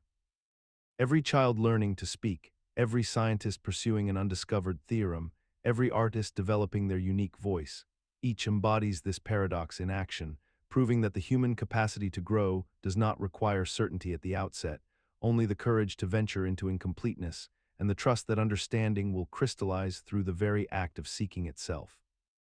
Imagine a busy urban street during the middle of a weekday afternoon, where a person suddenly collapses on the sidewalk in clear distress, perhaps clutching their chest or lying motionless on the pavement. Dozens of people walk past, some stopping briefly to glance, but few actually intervene or call for help. Yet if that same person were alone on a quiet residential street with just one witness, the chances of receiving immediate assistance would increase dramatically. This counterintuitive phenomenon is known as the Good Samaritan Paradox, though it is more accurately termed the bystander effect, and it represents one of the most troubling disconnects between our intentions and our actual behavior in moments that matter most. The mechanism driving this paradox operates through several overlapping psychological processes that work in concert to suppress our natural impulses toward compassion and action. When surrounded by multiple people, each individual experiences a diffusion of responsibility, a mental calculation in which we unconsciously assign the burden of action to someone else, anyone else, assuming that surely another person in the crowd is better positioned or more capable of helping. Simultaneously, our brains engage in a process called pluralistic ignorance, where we look to others for cues about whether a situation is actually serious or requires intervention. When we observe others remaining calm or passive, we interpret their inaction as evidence that perhaps nothing is truly wrong, that perhaps the collapsed person is simply sleeping, or that this is an expected occurrence. We become social information seekers, outsourcing our judgment to the collective, and when that collective appears unmoved, we follow suit. Additionally, there exists an acute self-consciousness effect wherein people fear making a social mistake, worry about appearing foolish if they overreact, or concern themselves with how their actions might be perceived by the watching crowd. The very presence of potential judgment creates a paralysis where the risk of embarrassment becomes a stronger motivator than the possibility of saving a life. What renders this paradox so philosophically troubling is the disconnect between who we believe ourselves to be and who we actually become in these moments. Most of us hold genuine values of kindness and would confidently assert that we would help someone in danger. Yet the evidence gathered through decades of psychological research demonstrates consistently that we do not, and moreover, that the more witnesses present, the less likely any single person becomes to act. We have, in a sense, normalized this paralysis into the fabric of modern urban life, accepting it as an inevitable consequence of crowded living rather than confronting it as a fundamental failure of our collective moral instincts, allowing the paradox to persist beneath a comfortable rationalization that someone, surely someone, will handle it. Yet the paradox becomes even more insidious when we recognize that this rationalization itself becomes self-fulfilling. The more we accept bystander passivity as normal, the more we internalize it as appropriate behavior, creating a culture where intervention becomes the exception rather than the baseline expectation of human decency. The tragedy is that this cultural shift need not be inevitable. Studies show that when even a single person explicitly calls out for help or names a specific bystander to assist, the paralysis breaks and others mobilize with remarkable speed, suggesting that our capacity for compassion remains intact. We simply need permission, or perhaps just a mirror held up to our better selves, to remember that we are never truly powerless in another's moment of crisis. The question, then, is not whether we are capable of being good Samaritans, but whether we are willing to cultivate the moral courage to be the first voice in the silence, to be the person who breaks the spell of collective inaction and calls our shared humanity back into being. Consider the curious phenomenon wherein society permits and even celebrates the deliberate ending of animal life when framed through particular linguistic and cultural contexts, yet simultaneously condemns identical actions when applied to human beings, and this distinction persists not because of any objective difference in the act of killing itself, but rather because of the narrative framework we have constructed around intention, necessity, and moral permission. When a hunter takes the life of a deer with careful precision and respect for the animal, we call this an honorable tradition and speak of the hunter's connection to nature and the circle of life. Yet if that same person were to cause the death of another human being with identical gentleness and similar philosophical justification, we would classify this as murder most severe. The mechanism operating beneath this paradox involves a complex interweaving of cultural permission structures, wherein killing becomes acceptable or even virtuous depending entirely on which category of being receives the fatal blow, and we have somehow agreed collectively that the method matters less than the target, that a considerate murder is still acceptable when directed toward animals, but becomes unconscionable when directed toward humans. This paradox reveals how deeply our moral frameworks are not based on consistent logical principles, but rather on inherited cultural agreements that we rarely question. For we accept without genuine examination that ending a life can be gentle and even beautiful in one context, while remaining absolutely unforgivable in another. And we have normalized this contradiction so thoroughly that most people never recognize it as contradictory at all. The paradox deepens when we acknowledge that many people who hunt with reverence and speak beautifully about the nobility of taking animal life would be horrified and devastated by the prospect of ending human suffering through similarly gentle means, even when that human has explicitly requested such an ending, which suggests that our opposition to killing is not truly about the act or even about gentleness, but rather about category membership and permission structures that have been handed down through generations without rigorous moral examination. We live comfortably within this framework, eating meat that was killed for our sustenance while arguing passionately against euthanasia, keeping insects outside our homes while considering it murder to harm humans, and we manage this cognitive territory by simply not thinking about it very carefully, by keeping these contradictions in separate mental compartments that we do not allow to communicate with one another. And this compartmentalization is so effective that we can hold these opposing beliefs with genuine sincerity, feeling no logical tension whatsoever because we have been taught to feel none. Yet perhaps this reveals something even more unsettling, that our moral categories are not discovered truths about the world, but rather social conveniences we maintain precisely, because examining them too closely would demand we either change our behavior or acknowledge the arbitrariness of distinctions we have built our entire ethical lives upon. And so we remain suspended in this comfortable contradiction, neither fully committing to the logical implications of our stated principles nor willing to abandon the practices that depend on their selective application,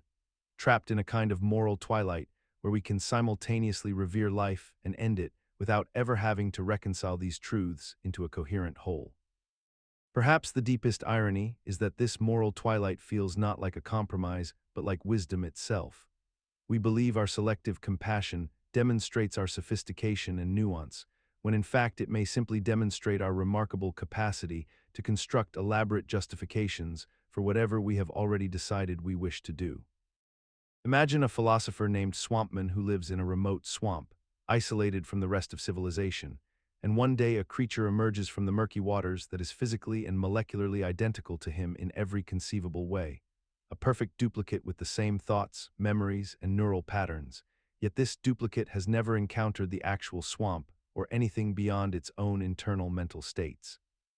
Existing only as a theoretical possibility in an alternate reality where everything happens to be exactly the same as Swampman's world by pure coincidence.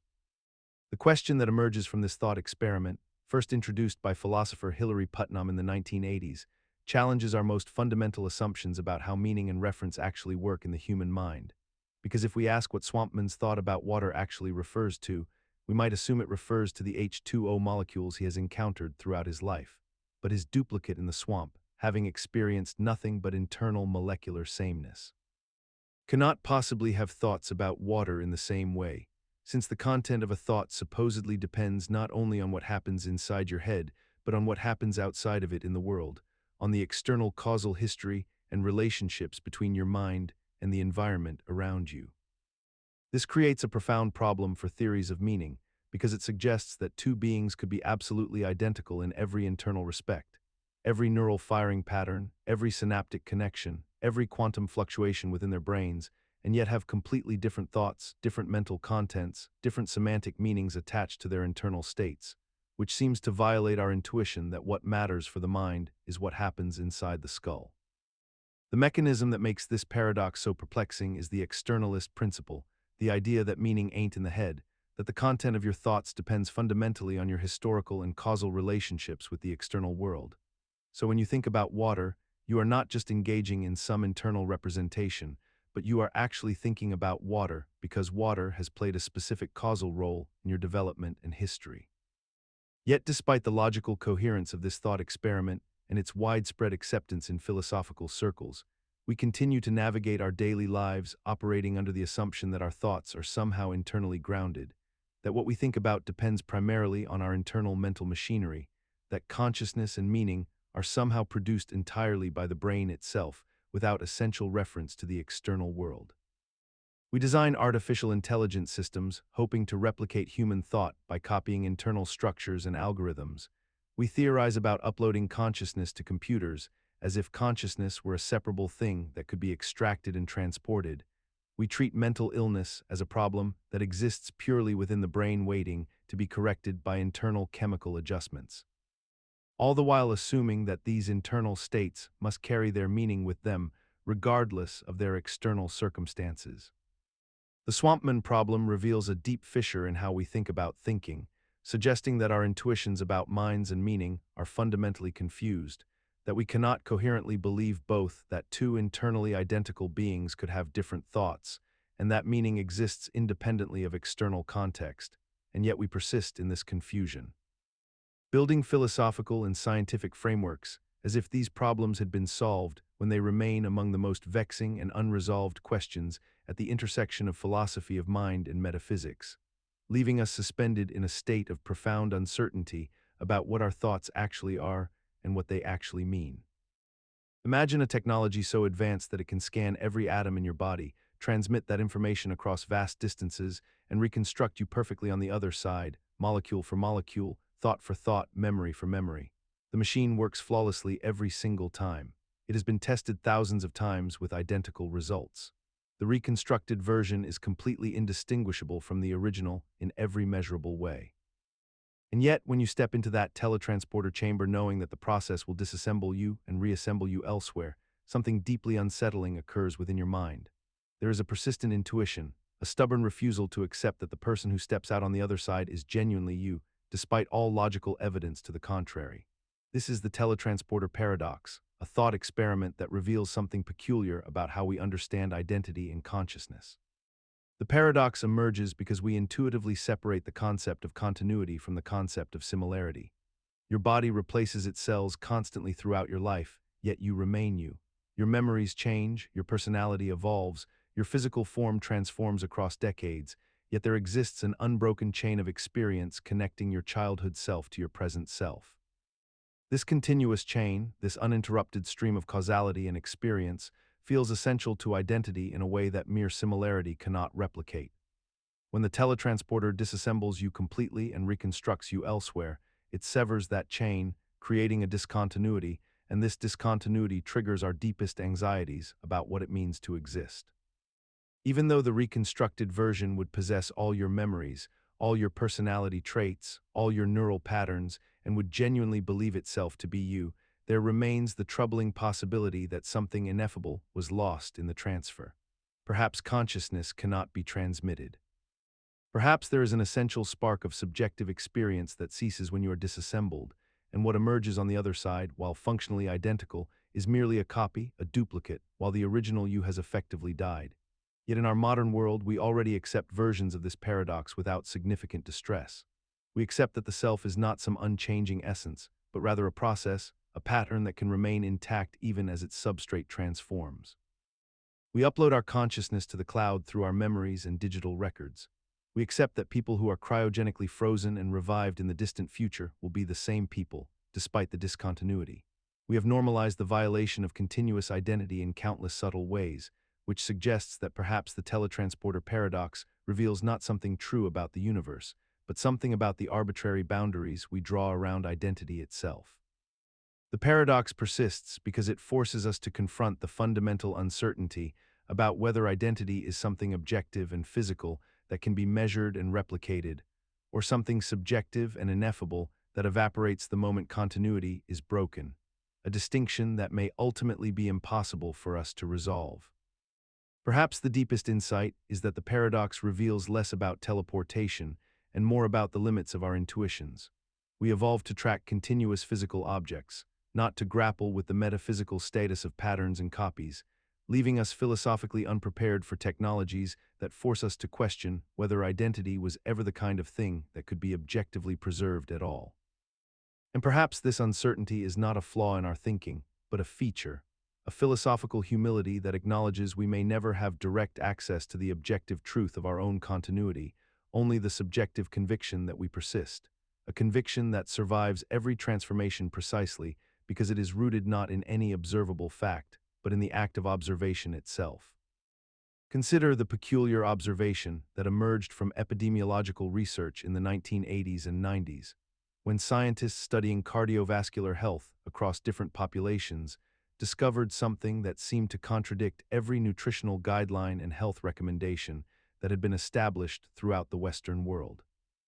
The French people, despite consuming significantly higher amounts of saturated fats through butter, cheese, cream, and fatty meats, despite their love of rich pastries and indulgent desserts, despite their consumption of wine and their generally relaxed approach to portion control and dietary restriction, somehow maintained lower rates of heart disease and cardiovascular mortality compared to their American counterparts who followed far stricter dietary protocols and consumed considerably less fat. This became known as the French paradox, and it represented a fundamental challenge to the prevailing nutritional dogma that had been constructed with such certainty and conviction throughout the latter half of the 20th century. The paradox suggested that the simple equation of fat intake equals heart disease might be far more complicated than the linear model that had dominated public health messaging for decades. When scientists began investigating the mechanisms behind this curious phenomenon, they discovered that the explanation was not singular but multifaceted, involving factors that extended well beyond the simple chemistry of dietary composition. The French lifestyle incorporated elements that worked synergistically to protect cardiovascular health in ways that transcended dietary fat content alone. There was the matter of portion sizes, which in France remained considerably smaller than the supersized servings that had become normalized in America, meaning that even though individual meals contained rich ingredients, the total caloric and fat intake across a day might not be dramatically higher. There was the cultural approach to eating itself, where meals were leisurely social events consumed without distraction, allowing for better satiation and more mindful consumption patterns. There was the prevalence of walking and incidental physical activity woven throughout daily life, where French people moved more naturally through their days without the need for dedicated exercise sessions. There was the consumption of wine in moderate amounts with meals, which provided certain polyphenolic compounds and appeared to offer cardiovascular protective effects beyond simple alcohol content. There was the Mediterranean dietary pattern that influenced French cuisine, with its emphasis on vegetables, olive oil, and whole grains balanced alongside the richer elements. Yet despite the eventual understanding of these contributing factors, the French paradox persists as a conceptual challenge because it reveals how we have constructed simplified narratives about health and nutrition, how we have taken one variable and inflated it into a complete theory, and how we have organized entire industries and public health campaigns around incomplete models of causation. The paradox has normalized itself through explanation, yet the very fact that it required explanation demonstrates how our initial understanding was fundamentally flawed, how we had mistaken correlation for causation on a massive scale, and how we had built elaborate health recommendations on foundations that did not account for the full complexity of human physiology and lifestyle. This pattern continues to repeat itself, as new observations contradict old certainties, yet we rarely question whether our current convictions might be equally incomplete. We see this pattern reflected in contemporary debates about dietary cholesterol, saturated fat rehabilitation, and the emerging recognition that metabolic health depends on factors like meal timing, stress levels, and sleep quality, variables that were largely absent from the original nutritional calculations that made the French paradox seem so paradoxical in the first place. Imagine a workplace where supervisors, managers, and quality assurance personnel conduct regular inspections of employee work, facilities, or processes. Yet studies consistently demonstrate that the presence of inspectors actually improves performance in ways that have nothing to do with catching genuine problems and everything to do with the simple fact that someone is watching. Workers become more careful, more attentive, more conscientious when they know an inspection is scheduled, not because they suddenly develop better work habits that last, but because they understand that scrutiny is imminent and temporary compliance feels safer than authentic change. The paradox emerges when we recognize that inspections are theoretically designed to measure the true state of operations under normal conditions, yet the very act of announcing an inspection fundamentally alters those conditions, making it nearly impossible to ever observe what actually happens when no one is looking. The inspection becomes a performance rather than a measurement, a theater piece where both inspectors and inspected parties know the script but pretend they do not, and the data collected during these observed moments becomes treated as though it represents genuine operational reality rather than an artificial state created specifically by the process of observation itself. This phenomenon operates through several interlocking psychological mechanisms that make it both powerful and invisible. When workers know an inspection approaches, they engage in what researchers call the Hawthorne effect, a term derived from famous factory studies where productivity increased simply because employees were aware of being studied, regardless of what conditions were actually changed. The human brain responds to observation by activating different neural pathways associated with self-monitoring and social awareness, causing us to behave differently than we would in genuine solitude or unobserved circumstances. Additionally, the inspection creates a temporal distortion where the present moment is treated as unusually significant compared to all other moments, encouraging people to allocate disproportionate resources and attention to the brief window when they are being evaluated. Supervisors and inspectors themselves fall into this trap as well, often seeing what they expect to see rather than what actually exists, their observations filtered through confirmation bias and the assumption that the observable data they are collecting represents authentic conditions. The entire system functions as a mutually agreed-upon fiction where nobody genuinely believes they are observing unfiltered reality. Yet everyone proceeds as if they are, creating a strange cognitive dissonance that persists in workplaces worldwide. What makes the inspection paradox particularly persistent despite its obvious logical flaw is that it serves multiple functions that make it psychologically satisfying to maintain, even when its fundamental premise is compromised. For administrators and managers, the inspection provides a sense of control and oversight that feels productive and professional, offering the comforting illusion that by measuring things through inspections, they are actually improving them, when in reality, they may simply be encouraging temporary performance theater. For workers, the inspection paradox offers a perverse kind of relief because it allows them to demonstrate competence during scheduled moments rather than maintaining that competence continuously, creating a rhythm of effort that feels more sustainable psychologically than constant vigilance. Both parties unconsciously prefer this system to the alternative of truly random, unannounced evaluations that would reveal genuine conditions, because the scheduled inspection allows for preparation, dignity, and the maintenance of a professional facade that feels emotionally safer than constant exposure. The paradox persists because it has become institutionalized into organizational culture and accepted as a normal part of how we supposedly measure quality and performance, even though everyone involved under. Consider the peculiar phenomenon that economist Richard Easterlin first documented in the 1970s, a finding that continues to perplex our understanding of human satisfaction and material wealth in ways both profound and deeply unsettling.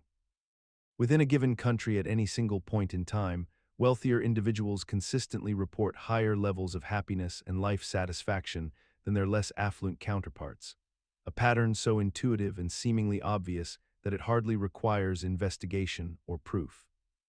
Yet when researchers examine this same relationship across different nations with vastly different baseline wealth levels, or when they track the same nation's happiness over decades as its collective wealth accumulates and multiplies, something altogether strange and counterintuitive emerges from the data. The relationship between increasing national wealth and increasing national happiness essentially disappears or becomes so weak as to be practically negligible, as if the promise of prosperity has been fundamentally broken somewhere between individual aspiration and collective reality. A nation that doubled its per capita income over 3 decades did not find its citizens reporting proportionally doubled happiness, and wealthier countries today are not systematically happier than moderately wealthy countries, despite the enormous material differences separating their populations. The mechanism underlying this paradox operates through the psychological phenomenon of relative deprivation and hedonic adaptation, concepts that seem straightforward yet prove devastatingly powerful in their effects on human consciousness.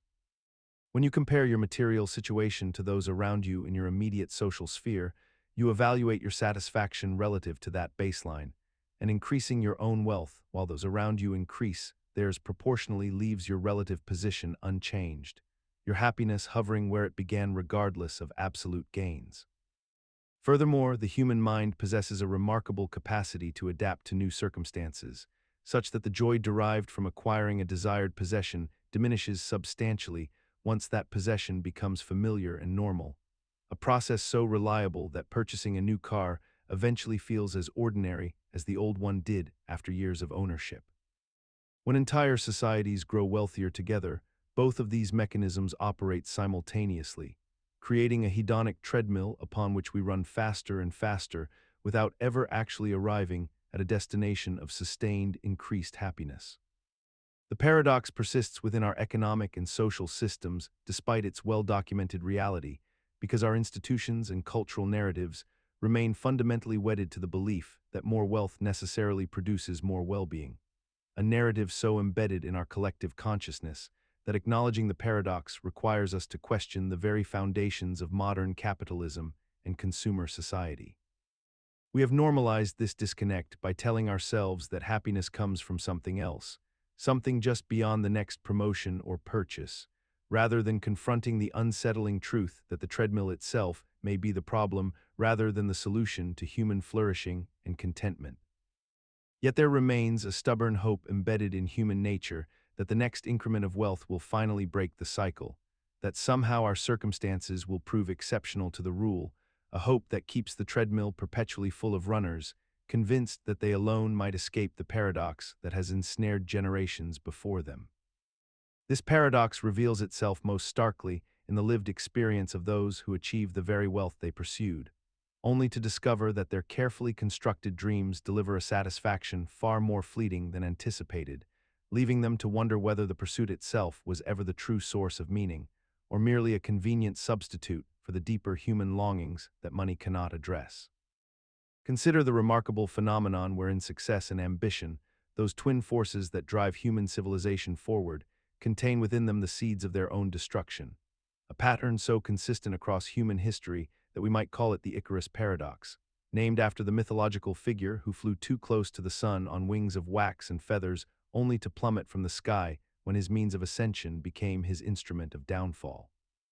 In our modern world, we observe this paradox manifesting repeatedly in the trajectories of ambitious individuals and organizations who, having achieved remarkable success through calculated risk-taking and bold vision, begin to believe in their own invulnerability, gradually abandoning the very cautious strategies and humble attitudes that enabled their rise in the first place. A technology entrepreneur builds a revolutionary company through meticulous attention to customer needs and obsessive focus on quality. Yet once the company becomes dominant, that same founder becomes convinced of their infallibility and begins pursuing vanity projects and reckless expansions that ultimately erode the foundation of their original success. An athlete reaches the pinnacle of their sport through dedication and discipline, yet upon achieving stardom and wealth, they neglect the training regimen and mental fortitude that carried them to the top, watching in bewilderment as their performance declines despite possessing greater resources than ever before. The psychological mechanism underlying this paradox appears rooted in what psychologists term hubris, a particular form of overconfidence that emerges not from ignorance but specifically from success itself,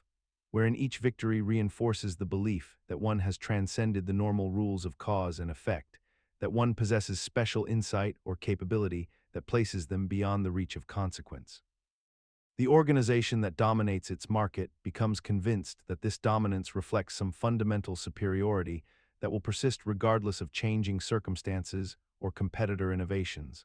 leading them to invest less in research and development, to listen less intently to market signals, to resist the very adaptability that created their dominance initially. What makes this paradox particularly paradoxical is that the solution seems obvious yet remains stubbornly difficult to implement, for one must simultaneously maintain the ambition and confidence necessary to achieve excellence while somehow retaining the humility and paranoia necessary to avoid the traps that success creates, a psychological balancing act that contradicts itself even as we articulate it. Since the very confidence that enables bold action appears incompatible with the doubt required to prevent overreach.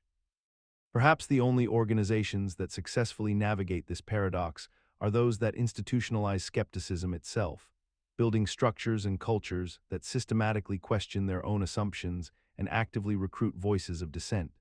recognizing that the greatest threat to their continued success comes not from external competitors, but from the seductive certainty that their methods will work forever. Yet even this institutionalized skepticism contains its own trap.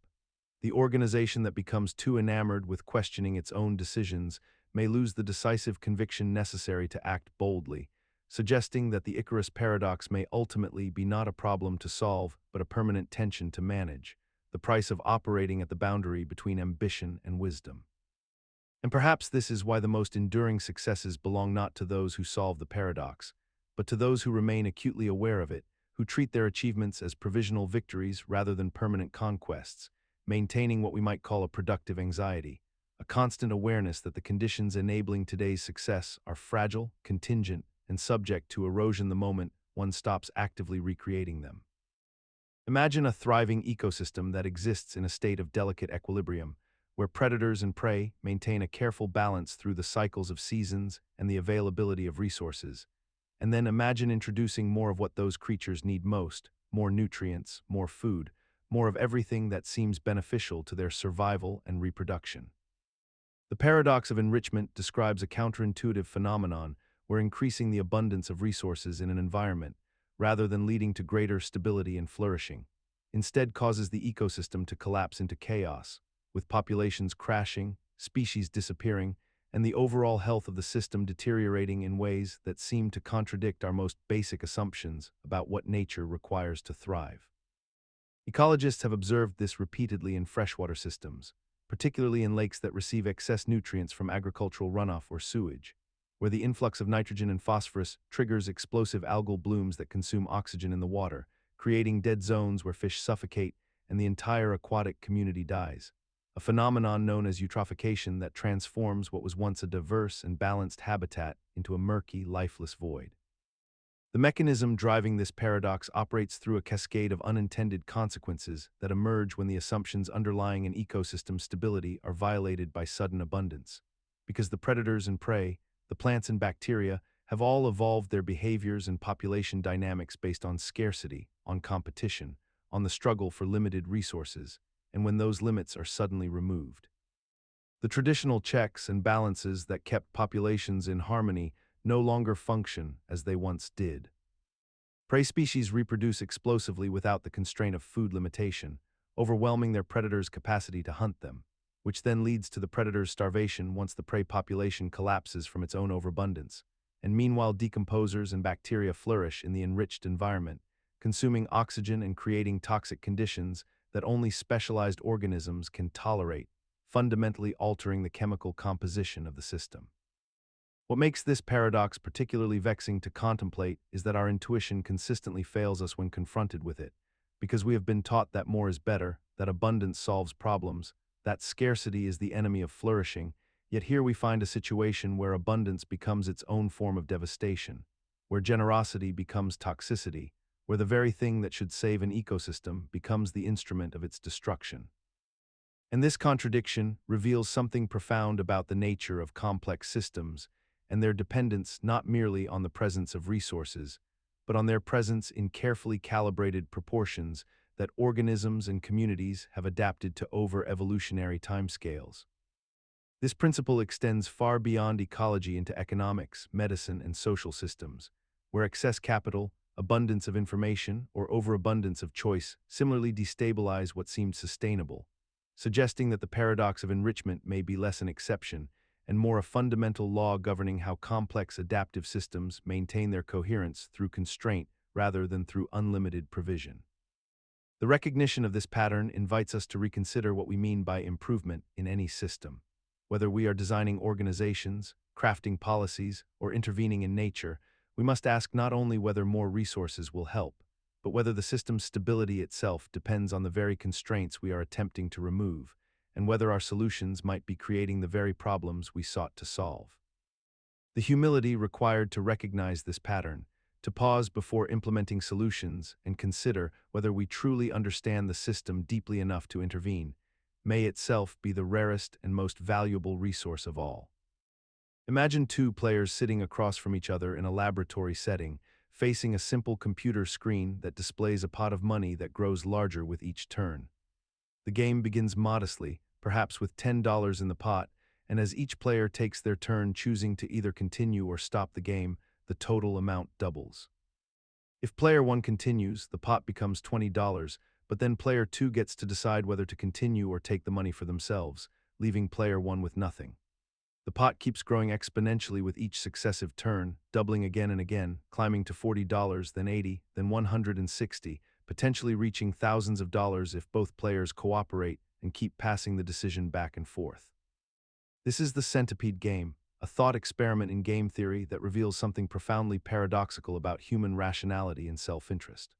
The logical structure suggests that a rational player should always defect and take the money on their turn, knowing that the other player will do the same, which means the mutual benefit of continued cooperation can never be achieved because each player, reasoning backward from the end of the game, realizes that their opponent will betray them. Yet in real human play, people cooperate far more than game theory predicts, continuing to pass the growing pot back and forth, trusting that their partner will do the same, accumulating wealth together even though cold rationality insists this is foolish. The paradox deepens when you consider that this illogical cooperation is actually what produces the best outcomes for both parties, while the theoretically rational behavior of mutual defection leaves everyone poorer. We persist in this behavior despite understanding the logical flaw in our reasoning, continuing to choose trust over self-protection, cooperation over individualism, and mutual gain over guaranteed safety, suggesting that perhaps our concept of rational self-interest has been fundamentally misunderstood. Perhaps this is why human societies have flourished through trade, contracts, and long-term relationships rather than collapsing into perpetual betrayal. We have evolved to recognize that the greatest wealth comes not from outsmarting our partners in a single moment, but from building networks of reciprocal trust that compound like the pot itself, turning what appears irrational into the most adaptive strategy of all. And yet the Centipede Game also warns us that this trust is fragile. A single moment of doubt, a misreading of intention, or a change in circumstances can shatter the accumulated gains of perfect cooperation, which is why the most successful societies are those that embed these reciprocal relationships in institutions, laws, and repeated interactions that make betrayal costly and trust rational. In this light, the Centipede Game is not merely a paradox to resolve through logic, but a mirror reflecting the perpetual tension in human affairs between our individual instincts and our collective interests, reminding us that the most sophisticated form of self-interest may be the one that recognizes how deeply our own flourishing depends on the flourishing of others. The Centipede Game thus becomes a laboratory for understanding not just economics, but the very foundations of civilization itself, a reminder that every handshake, contract, and promise we make is a choice to extend the game one more round, betting that the other player values the growing pot more than the momentary temptation to take it all. In this way, the Centipede Game reveals that human civilization is not built on the myth of the rational actor, but on the fragile, beautiful reality of people who choose, again and again, to believe that extending trust today will be repaid in kind tomorrow, transforming an abstract mathematical puzzle into the lived experience of every market, every friendship, and every leap of faith that binds us together. Imagine a nation where millions of individuals, acting with the best of intentions and the most prudent of motivations, each decide to save more money, spend less on consumer goods, and reduce their personal debt by cutting back on purchases and luxuries. On the surface, this behavior seems entirely rational and virtuous, a collective demonstration of financial responsibility that should strengthen the economy and create a more stable society. Yet what unfolds is precisely the opposite of what logic would predict. As more and more people simultaneously adopt this conservative spending approach, the economy begins to contract rather than expand, businesses experience declining revenues, workers face reduced hours or layoffs, and the overall wealth of the nation actually diminishes, leaving individuals worse off than they would have been had they continued spending normally. This counterintuitive phenomenon is known as the paradox of thrift, and it reveals a fundamental disconnect between what benefits an individual in isolation and what benefits an economy as a complex interconnected system. The mechanism operates through a series of cause and effect relationships that create a vicious downward spiral. When consumers reduce their spending, businesses earn less revenue, which forces them to reduce production, which leads them to lay off workers or cut wages, which further reduces consumer spending power, which causes even more business contraction, and the cycle perpetuates itself downward in an accelerating fashion. The individual saver believes they are acting wisely by preserving their own resources, yet fails to account for the fact that their spending is another person's income, and that person's income supports their own job and livelihood through the interconnected web of economic activity. We have normalized this paradox so thoroughly in our economic thinking that it persists despite being demonstrably counterproductive at the macroeconomic level, creating a situation where rational individual behavior produces collectively irrational outcomes, a tension that remains unresolved in economic policy and personal financial advice. During economic downturns, governments and central banks often attempt to counteract this paradox by stimulating spending through monetary policy or fiscal stimulus, recognizing that the collective good sometimes requires encouraging the very consumption behavior that individual prudence would counsel against. This creates a moral and practical dilemma. Should we advise citizens to save responsibly for their personal security, or acknowledge that mass savings behavior during recessions becomes self-defeating and economically destructive? The tension reveals itself most acutely when examining historical recessions, where nations that encouraged saving over spending experienced prolonged downturns, while those that maintained or stimulated consumption recovered more rapidly, suggesting that economic health sometimes demands we act against our deepest instincts about prudence and restraint.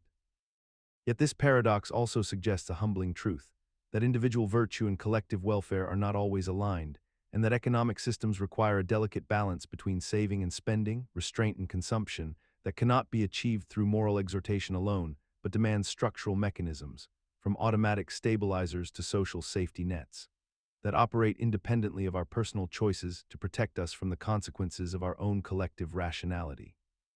The Great Depression stands as history's most sobering testament to this principle.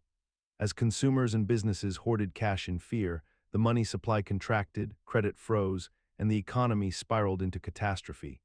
A cautionary tale suggesting that sometimes the path to security lies not in individual withdrawal, but in collective confidence and continued participation in the economic system that sustains us all. Imagine a situation where giving something more to everyone results in someone receiving less, a mathematical impossibility that somehow manifests in the real world through the mechanisms of democratic representation and apportionment.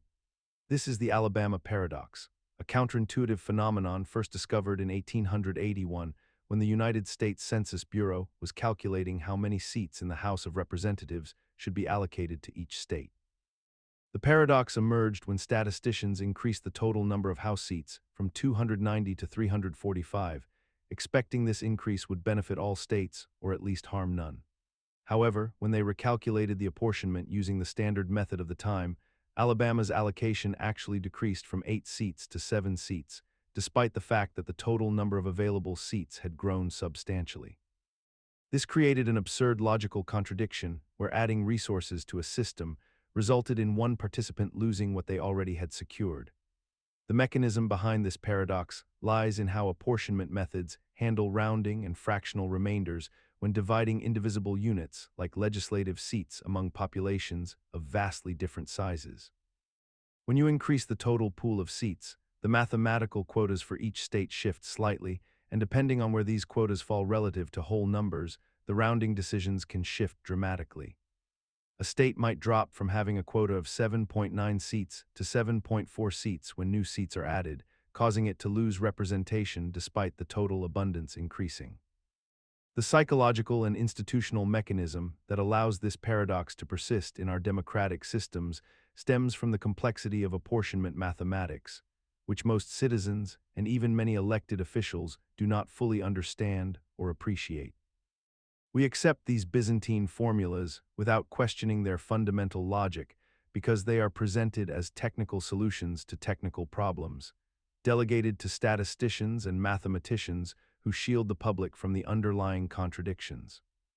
The paradox reveals a deeper truth about systems designed by humans. They can contain internal logical flaws that violate basic intuition, yet we continue to operate them because changing them would require admitting that our foundational systems are flawed, and because the consequences, though mathematically absurd, are distributed across a complex political landscape where individual states might not even notice they have been harmed. The Alabama paradox has never actually harmed a state in practice. The House size has remained fixed at 435 since 1913, yet its theoretical existence serves as a permanent reminder that our most cherished democratic institutions rest upon mathematical foundations that can betray the very principles they claim to uphold. This vulnerability in apportionment methods led mathematicians and political scientists to develop alternative systems, such as the Hamilton method and later the Huntington Hill method, each with their own peculiar paradoxes and trade-offs, suggesting that perhaps no perfect solution exists for dividing the indivisible, and that democratic representation will always contain some mathematical ghost in its machinery. The tragic irony is that we have chosen stability over perfection, freezing the House at 435 seats precisely to avoid triggering these paradoxes again, thus accepting a legislature increasingly unrepresentative of population shifts as the price of mathematical peace. In doing so, we have traded one form of injustice, the Alabama paradox's theoretical absurdity, for another, the slow erosion of democratic representation itself. Perhaps the ultimate lesson of the Alabama paradox is that mathematics, for all its precision and objectivity, cannot resolve fundamentally political questions about fairness and representation. It can only expose the arbitrary choices we make and force us to acknowledge which values we have chosen to sacrifice. Imagine a government that must distribute seats in a legislative body among different states or regions based on population, a task that seems straightforward until you begin the actual mathematical process, at which point the fundamental nature of fairness itself starts to unravel beneath your feet. This is the Apportionment Paradox, a deeply unsettling discovery that emerged from the practical necessity of dividing representation fairly among competing interests. And it reveals something profoundly troubling about how we can simultaneously follow every rule, apply every standard of proportional justice, and still arrive at wildly contradictory conclusions depending on which perfectly legitimate method we choose to use. The classic historical example involved the United States Congress in the 1800s, when a new census would be conducted every 10 years, and the total number of House seats had to be redistributed among the states to reflect population changes, a process that should have been a simple matter of arithmetic. However, when different apportionment methods were tested on the same population data, they produced different results, meaning that following one logical system of distribution would give seats to states that would lose them under another equally logical system, creating a scenario where the same factual reality could justify mutually exclusive outcomes. The Alabama paradox emerged first, describing a situation where increasing the total number of seats to be distributed could actually cause a state to lose representation instead of gaining it, as the mathematical formulas recalculated proportions in ways that defied intuitive expectations. Later, the population paradox demonstrated that a state with faster population growth could lose seats to a state with slower growth, simply because of how the apportionment algorithm handled fractional representations and rounding.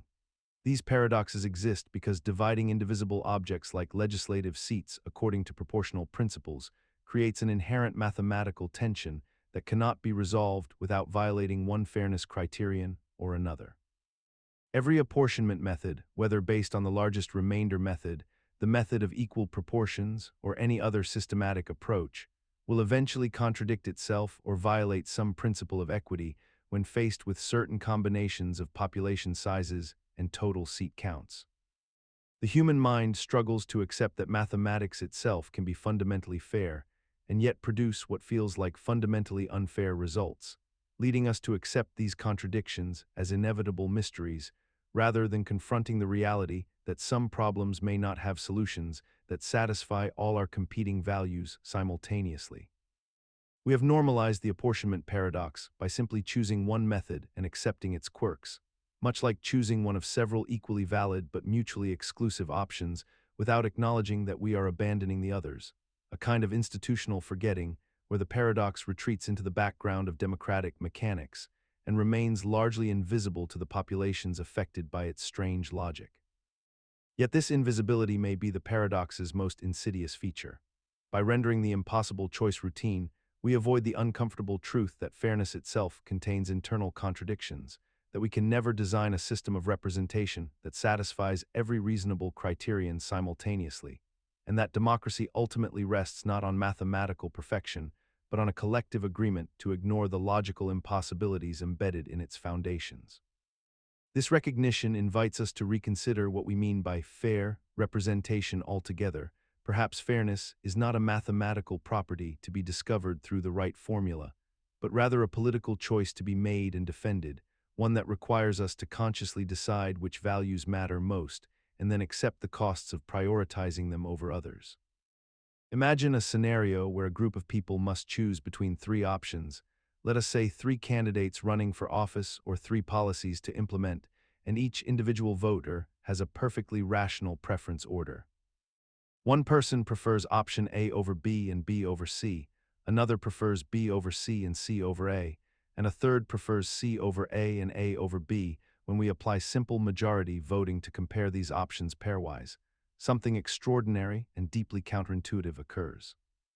If we ask the group whether they prefer A or B, the majority votes for A. If we then ask whether they prefer B or C, the majority votes for B. By logical necessity, we would expect the group to prefer A over C. Yet when these two options are compared directly, the majority inexplicably votes for C, the collective preference order becomes circular and intransitive, defying the very rationality that each individual voter brought to the table. This phenomenon, discovered by the 18th century mathematician and philosopher the Marquis de Condorcet, reveals a profound fracture between individual reason and collective decision-making. The mechanism underlying this paradox emerges from the way majority voting aggregates preferences without preserving the logical consistency that exists at the individual level. When preferences are distributed among a group such that different majorities form around different pairs of options, the transitivity that we take for granted in personal decision-making simply evaporates into thin air. The group has not made an error in calculation, nor has any individual acted irrationally, yet the result is entirely irrational from a group perspective. What makes this paradox so psychologically perplexing is that we have built entire democratic systems around the assumption that majority voting will produce coherent, reasonable outcomes that reflect the collective will of the people. We assume that if each voter is rational, the result must be rational. We assume that if the process is fair, the outcome must be fair. Yet the Condorcet Paradox demonstrates that these assumptions rest on a foundation of sand. No voting mechanism exists that can simultaneously satisfy all the logical properties we intuitively expect from a fair electoral system, as proved later by Arrow's impossibility theorem. Despite understanding this fundamental flaw in democratic aggregation for more than 2 centuries, societies continue to rely on majority voting as though the paradox did not exist. We have normalized the acceptance of potentially circular and irrational collective preferences because the alternative, abandoning democratic voting altogether, feels even more unacceptable. We accept the paradox as the price of democracy, as the necessary imperfection inherent in any system that attempts to respect the autonomy and equality of individual voters. In doing so, we have transformed a logical impossibility into an unquestioned feature of our political landscape, and we sleep soundly despite the knowledge that our most important collective decisions may rest on foundations that are logically incoherent. Yet perhaps this acceptance itself reveals something important, that rationality and coherence, while intellectually satisfying, may be less essential to functional governance than we assume, and that democracy's true strength lies not in the logical perfection of its outcomes, but in its capacity to peacefully arbitrate among competing visions that can never be perfectly reconciled. The paradox thus becomes not a flaw to be eliminated, but a reflection of the irreducible pluralism in human society. A reminder that when diverse values and preferences genuinely conflict, no mathematical formula can adjudicate among them without loss, and the messiness of democratic deliberation may be far more honest than any illusion of rational consensus. In this light, the Condorcet Paradox invites us to reframe democratic failure not as a bug in our system, but as evidence that we are genuinely listening to incompatible preferences rather than manufacturing false unanimity through coercion or manipulation. Consider the peculiar situation that emerges when we examine the relationship between democratic participation and rational decision-making, a phenomenon first articulated by political scientist Anthony Downs in his exploration of voter behavior and electoral systems. Imagine a scenario where millions of citizens possess the theoretical right to vote, to participate in the democratic process, and to influence the direction of their government through their individual choices at the ballot box. Yet simultaneously, each individual citizen recognizes with absolute clarity that their single vote will almost certainly make no difference whatsoever to the outcome of any election. Particularly in large populations, where the probability of any one person's vote being decisive approaches zero with mathematical certainty. This recognition creates a logical puzzle that sits at the heart of democratic theory. If voting is genuinely unlikely to alter results, then from a purely rational perspective focused on cost-benefit analysis, the time and effort required to vote should outweigh the negligible benefit of casting that vote, and yet people continue to vote in substantial numbers despite this logical calculus. The paradox deepens when we observe that individuals who pride themselves on rational thinking, who make careful calculations in their financial lives and professional endeavors, often cannot articulate a coherent reason why they vote beyond appeals to civic duty or vague notions of democratic participation, suggesting that the act of voting functions on a different psychological level than pure rational assessment. The mechanism underlying this paradox involves what we might call the collective illusion of individual efficacy, where citizens mentally suppress or reframe their understanding of statistical insignificance through various cognitive strategies, including the adoption of what game theorists call a conditional cooperator mentality, in which people reason that if everyone thought their vote didn't matter and therefore didn't vote, democracy would collapse. And thus they feel compelled to act as though their individual vote matters, even when they simultaneously understand it statistically does not. Furthermore, the paradox persists because societies have constructed elaborate cultural and moral frameworks around voting that elevate it beyond rational calculation, framing it as a sacred right, a patriotic duty, and an essential expression of citizenship, thereby effectively removing it from the domain of cost-benefit analysis and placing it instead into the realm of values and identity. This normalization has become so complete that questioning whether voting is rational is often met with social disapproval or accusations of defeatism, effectively suppressing the logical cognitive dissonance that should theoretically arise from the mismatch between our belief that voting matters and our knowledge that statistically it does not. The paradox also reveals how humans navigate the tension between individual and collective action, between the rational conclusions we reach through mathematical probability and the social contracts we maintain through shared fiction, and this ongoing tension between what we know to be true statistically and what we choose to believe psychologically remains one of the most enduring and unresolved contradictions in democratic societies worldwide. Yet perhaps this is not a flaw in democracy, but rather its essential feature, that citizens must choose to believe in their own significance despite statistical evidence to the contrary, transforming an act that rational analysis declares meaningless into something profound through the sheer force of collective commitment and shared meaning-making. In this light, the paradox transforms from a logical problem requiring resolution into a profound statement about how democratic societies actually function. They depend not on the elimination of cognitive dissonance, but rather on citizens' willingness to live productively within it, to act as though their vote matters while knowing intellectually it probably does not, thereby sustaining Thraug. Consider the experience of standing in a grocery store aisle, faced with two nearly identical products sitting side by side on the shelf, each one almost perfectly equivalent in price, quality, nutritional value, and design, with only the most negligible differences between them that would seem entirely inconsequential to any rational observer, and yet you find yourself frozen in place, unable to make a decision. Your hand hovering between the two options as minutes tick by, while other shoppers navigate around you with their decisive purchases already made and secured in their carts. This is the fundamental scenario that Edward Fredkin identified and described as a paradox of human decision-making, a peculiar phenomenon where the easier and more trivial a choice becomes, the more difficult and paralyzing the actual act of choosing seems to become. The mechanism underlying this counterintuitive pattern operates through the lens of human psychology and our deeply ingrained need to justify our decisions through rational deliberation. When two options are vastly different from one another, the decision-making process becomes almost automatic because the stakes feel higher and the distinction feels more meaningful, allowing our minds to quickly identify which option serves our goals or preferences more effectively.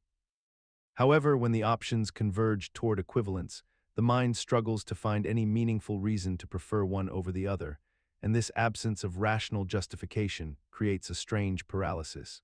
Because we have been conditioned to believe that our choices should be based on logical reasoning and comparative analysis rather than arbitrary selection. The paradox reveals itself most acutely in decisions that we feel should matter, where our sense of agency and personal preference seems to be at stake. Yet the objective reality shows us that the choice itself is utterly inconsequential and will have virtually no impact on our overall well-being or outcomes.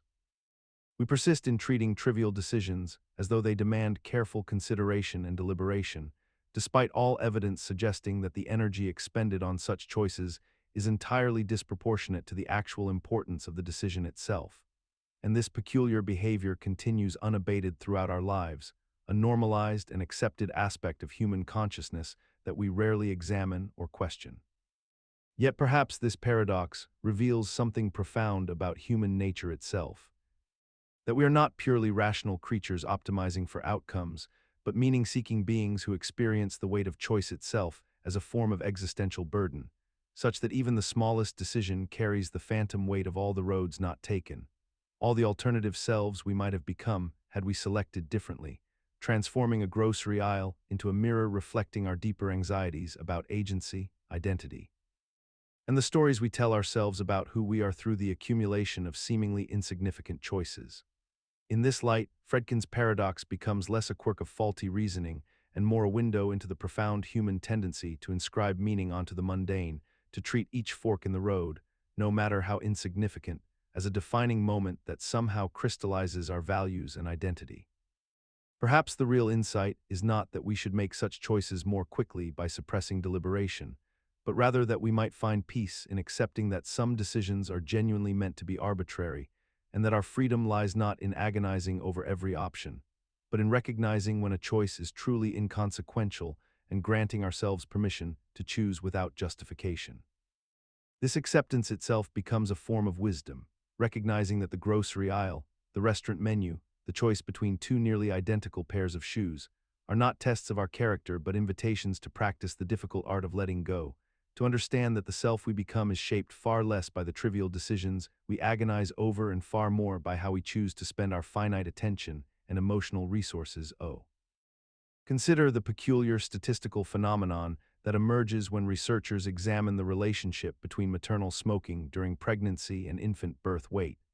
a puzzle that has confounded epidemiologists and public health officials for decades, revealing a counterintuitive truth that seems to contradict everything we understand about cause and effect. When pregnant women smoke cigarettes, the expectation is straightforward and grounded in biological reality. Nicotine constricts blood vessels, reducing oxygen and nutrient flow to the developing fetus, which should result in lower birth weights across the board, and indeed this is what we observe in the general population. However, when researchers narrow their focus and examine only those infants born with low birth weight, comparing those whose mothers smoked to those whose mothers did not smoke, a bizarre reversal occurs where the smoking mothers appear to have slightly better outcomes, suggesting somehow that maternal smoking might actually be protective against the worst complications associated with low birth weight, a conclusion so absurd that it seems to mock our understanding of medicine itself. The mechanism behind this paradox operates through a phenomenon called collider bias or selection bias, wherein the act of restricting our analysis to a specific subset of outcomes creates a spurious association that does not exist in the broader population, because by narrowing our focus only to infants with low birth weight, we are actually creating a conditional probability that artificially links together separate causal pathways. Maternal smoking causes low birth weight through one biological mechanism, while numerous other factors such as placental insufficiency, maternal hypertension, gestational diabetes, and genetic conditions cause low birth weight through entirely different mechanisms. And when we filter the data to examine only low birth weight cases, we inadvertently create a statistical relationship where these pathways become entangled in misleading ways. The paradox persists because it represents a fundamental challenge in how humans interpret data and draw causal conclusions, demonstrating that our intuitive understanding of statistics often fails us when we encounter scenarios where selection effects create counterintuitive patterns, and this particular paradox has become a cautionary tale taught in epidemiology courses around the world. A reminder that apparent associations can emerge from nowhere when we condition our analysis on outcomes rather than examining the full scope of effects. Understanding this paradox has profound implications for how public health campaigns communicate risk, because highlighting that smoking mothers have better outcomes among low birth weight infants would catastrophically undermine tobacco prevention efforts. Yet recognizing the statistical artifact also teaches us to scrutinize surprising findings with the same rigor we apply to expected ones. The lesson extends beyond maternal smoking to numerous medical contexts where conditioning on disease or injury creates similar illusions. Examining only heart attack survivors might suggest that certain risk factors are protective, when in reality they simply determine who survives to be counted in that restricted group. This teaches us that robust causal inference requires examining effects across entire populations rather than within artificially selected subgroups, a principle that remains one of epidemiology's most humbling reminders. The low birth weight paradox thus stands as a testament to the danger of interpreting data through the lens of a predetermined outcome, reminding researchers that the questions we ask about data shape the answers we receive, and that statistical literacy requires understanding not just what the numbers show, but critically examining which numbers we chose to examine in the first place. In essence, the paradox transforms a methodological warning into a philosophical one. It reveals how the structure of our inquiry fundamentally shapes reality itself, suggesting that statistical truth is not discovered but construct. Imagine you are a loyal customer at a restaurant you have visited dozens of times over the years, a place where you know the staff by name and where your usual table seems to welcome you like an old friend, yet on this particular evening, everything goes catastrophically wrong. Your reservation is lost in the system, forcing you to wait an hour for a table that should have been ready. When food finally arrives, your entree is cold, your companion's dish contains an ingredient they specifically requested to be removed, and the waiter seems entirely indifferent to your mounting frustration. In that moment, you feel genuinely betrayed and genuinely angry, ready to declare that you will never return to this establishment again. However, the manager approaches your table with genuine concern, sincerely apologizes for each individual failure, and offers you a substantial discount on your meal, along with a promise that next time you visit, your experience will be entirely complimentary. Something remarkable then occurs within your mind. Your anger begins to dissolve, your sense of betrayal transforms into appreciation for the manager's responsiveness, and perhaps most strikingly, your loyalty to the restaurant actually increases beyond what it was before the disaster unfolded. This phenomenon is what researchers call the service recovery paradox, and it suggests that a customer who has experienced poor service and subsequently received excellent recovery efforts often becomes more satisfied and more loyal than a customer who never experienced a service failure at all. The psychological mechanism underlying this counterintuitive outcome operates through several interconnected channels within human cognition and emotion. First, there exists what psychologists term the contrast effect, wherein the dramatic shift from negative to positive creates a more vivid and memorable emotional experience than a consistently adequate service would ever generate. When you suffer disappointment and then receive genuine care and effort in response, the psychological relief you feel is amplified precisely because it follows suffering. Your brain registers the recovery not merely as compensation, but as evidence of genuine concern, particularly when the recovery seems proportionate and thoughtful rather than minimal or dismissive. Second, the successful recovery activates what might be called the attribution mechanism, whereby you unconsciously reframe the initial failure as an aberration rather than a reflection of the establishment's true character.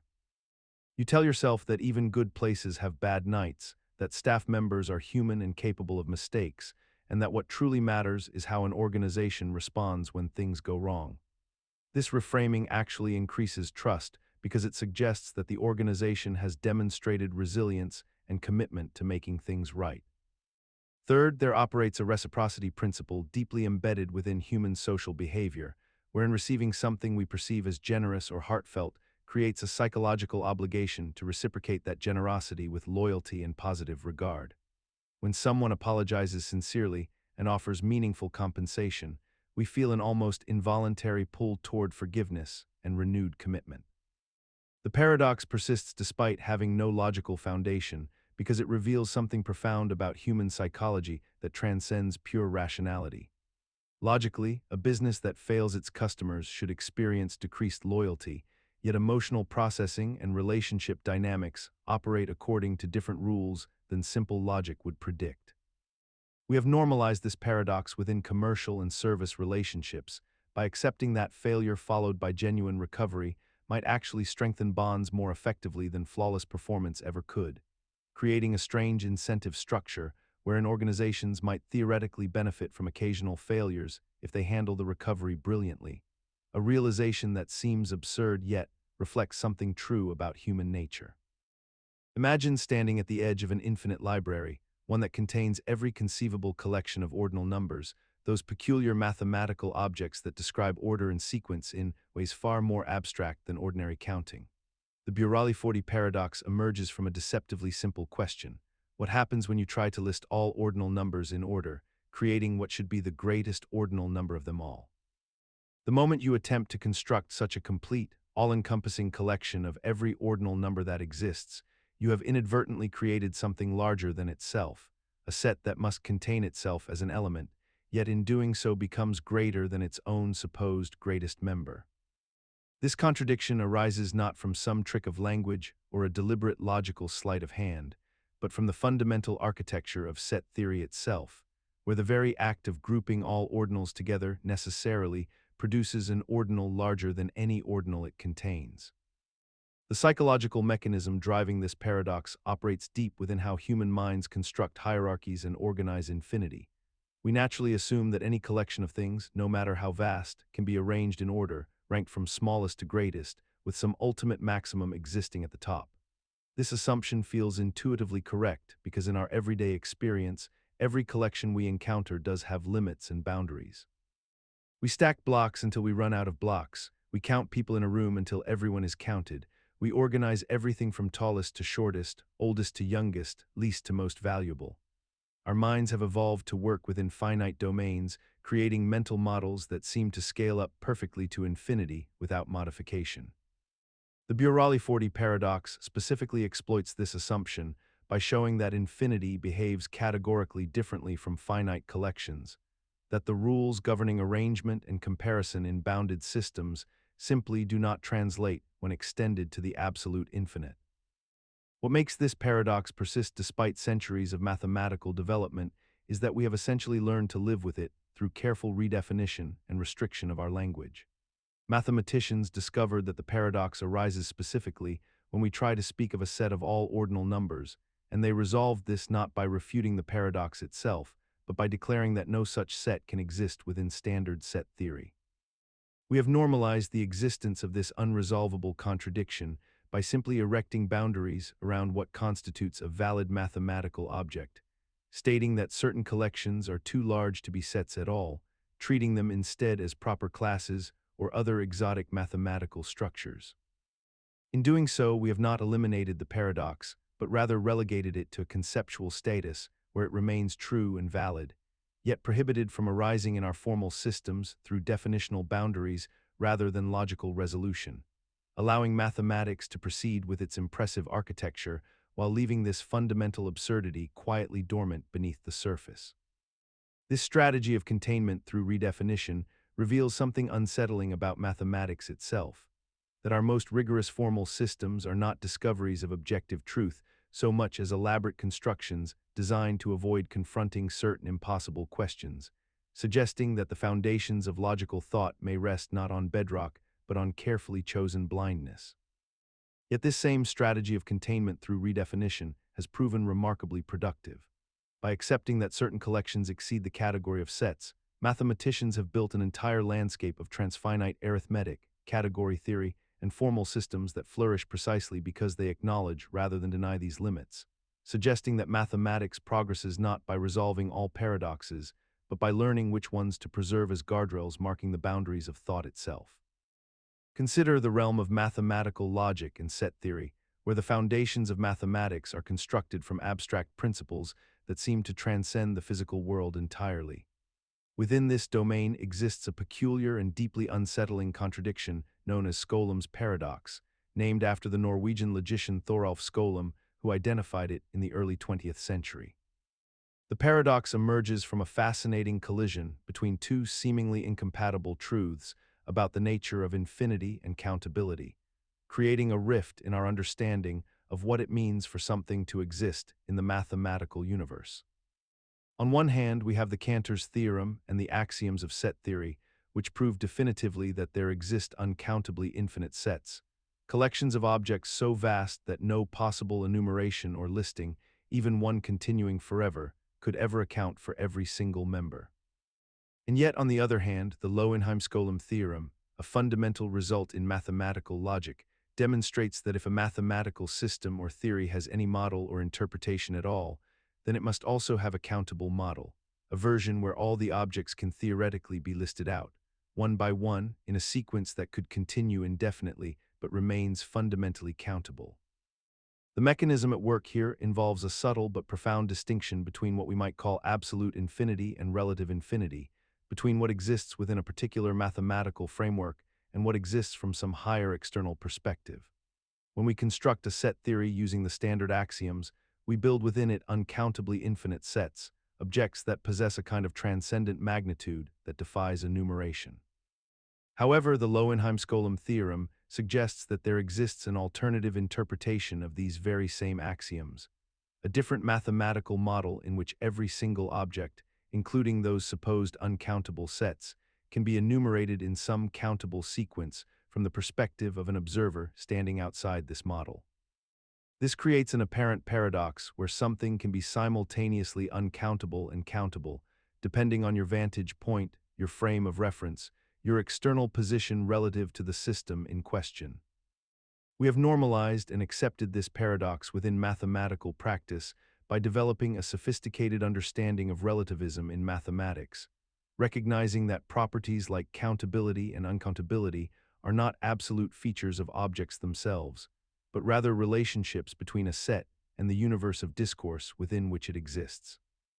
This realization fundamentally altered how mathematicians approach questions about existence and size, teaching us that the universe of mathematics is not a fixed, singular structure, but rather a tapestry of nested interpretations, each valid within its own frame of reference, reminding us that infinity itself may be far more perspectival than our intuitions initially suggest.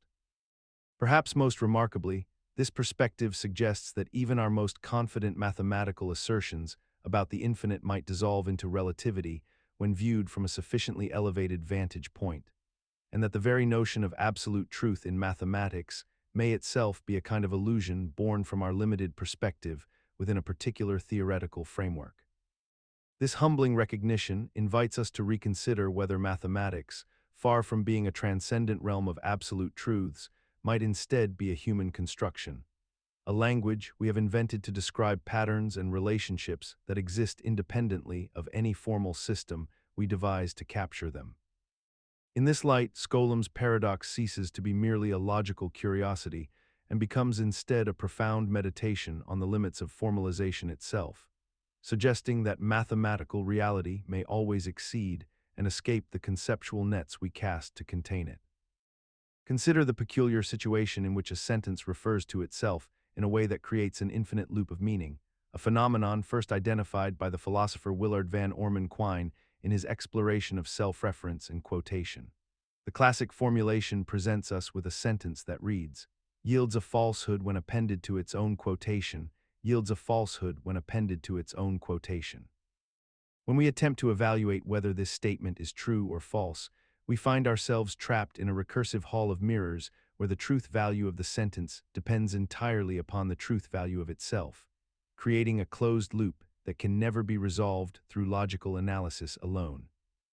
The mechanism operates by exploiting the gap between a sentence and the quotation of that sentence, between language used and language mentioned, allowing the self-reference to slip past our initial defenses against paradox in ways that seem almost trivial upon first inspection, yet prove remarkably resistant to resolution. Unlike Russell's paradox, which involves sets and membership, or the liar's paradox, which directly asserts its own falsehood, Quine's construction uses the mechanics of quotation and concatenation to bootstrap itself into paradoxicality, suggesting that the problem lies not merely in self-reference itself, but in how we manipulate and combine linguistic expressions. What makes this paradox particularly unsettling is that it demonstrates the instability lurking within quotation marks themselves,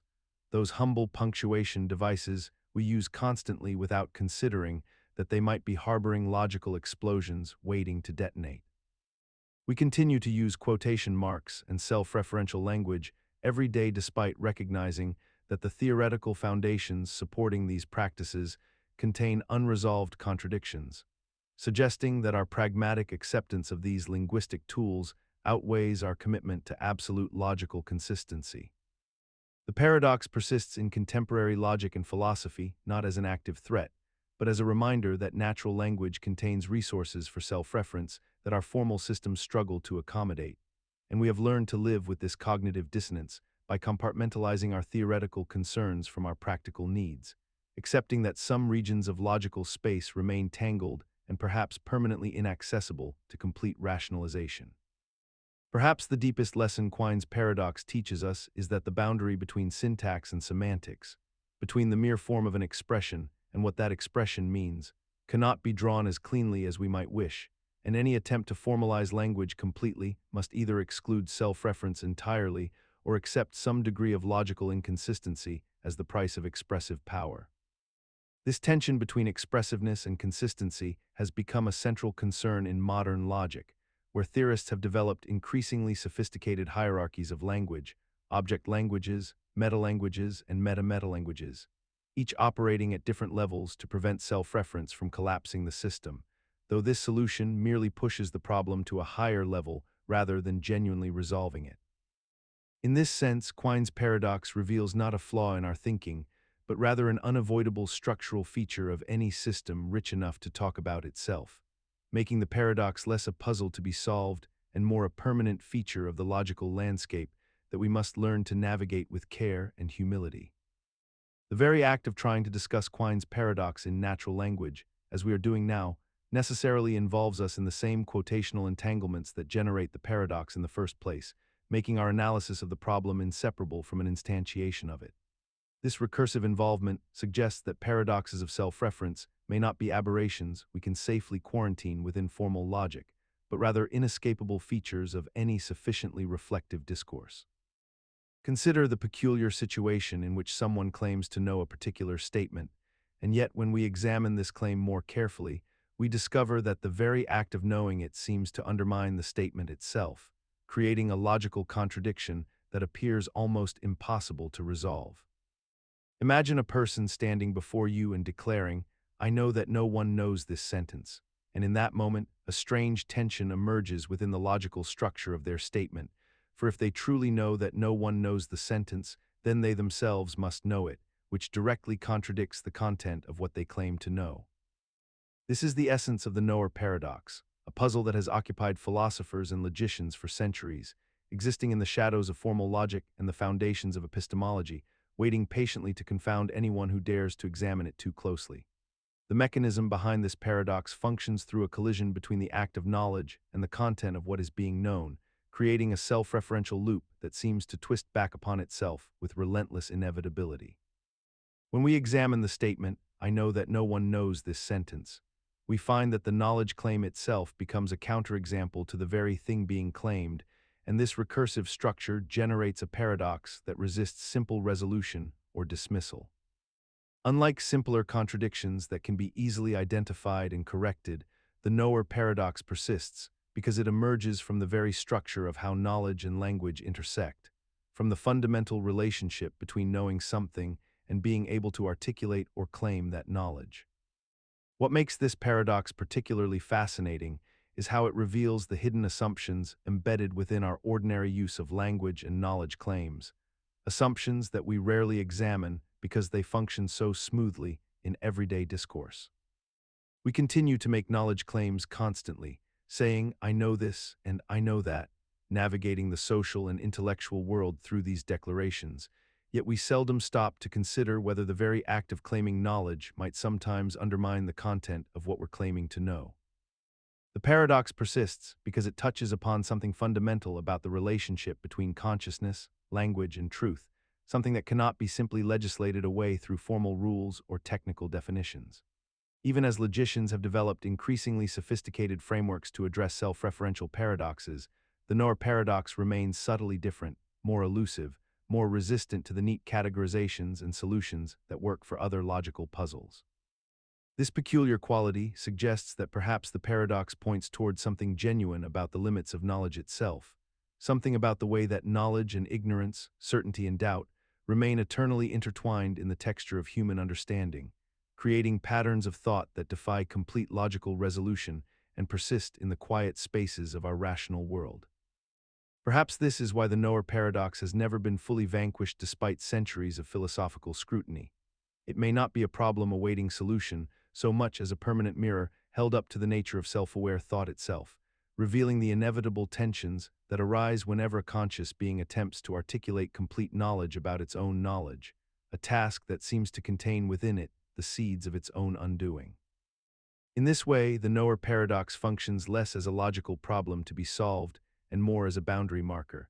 indicating where the tools of formal reasoning begin to strain against the reflexive nature of consciousness itself, reminding us that some of the deepest puzzles in philosophy arise not from confusion, but from the genuine difficulty of turning the mind's eye back upon itself. Consider the peculiar moment when a parent or authority figure tells a child not to do something by repeating the exact action they wish to prohibit, often while saying the word no emphatically, as if the demonstration itself will somehow prevent the very behavior being modeled before their eyes. A caregiver might say no hitting while gently tapping the child's arm, or no yelling while raising their voice to emphasize the instruction, or don't run around while physically demonstrating the running motion they wish to discourage. The paradox emerges immediately and unmistakably from this contradiction, because the child observes both the verbal instruction and the physical example simultaneously, receiving two entirely different messages from the same person claiming authority and knowledge. The child's developing brain must somehow reconcile the instruction with the demonstration, and research in cognitive psychology and behavioral learning suggests that the demonstration often carries more weight than the words, since human beings are predominantly visual and experiential learners, particularly during childhood when imitation is the primary mechanism of education. The mechanism driving this paradox operates on several levels simultaneously. First, there exists a cognitive disconnect where the adult believes that the act of saying no creates sufficient distance between their own behavior and the behavior they wish to prevent in the child, as if the negation itself nullifies the power of the example. Second, there is an implicit assumption that children understand abstract negation in the same way adults do, that the word no combined with a behavior creates a clear prohibition rather than merely highlighting and demonstrating that behavior. Third, there persists a deeply ingrained belief in the power of verbal instruction to override experiential learning, even though our understanding of human development consistently demonstrates the opposite. The paradox deepens when we recognize that this pattern repeats across generations, with parents employing the same contradictory techniques their own parents used, despite the evident confusion this creates.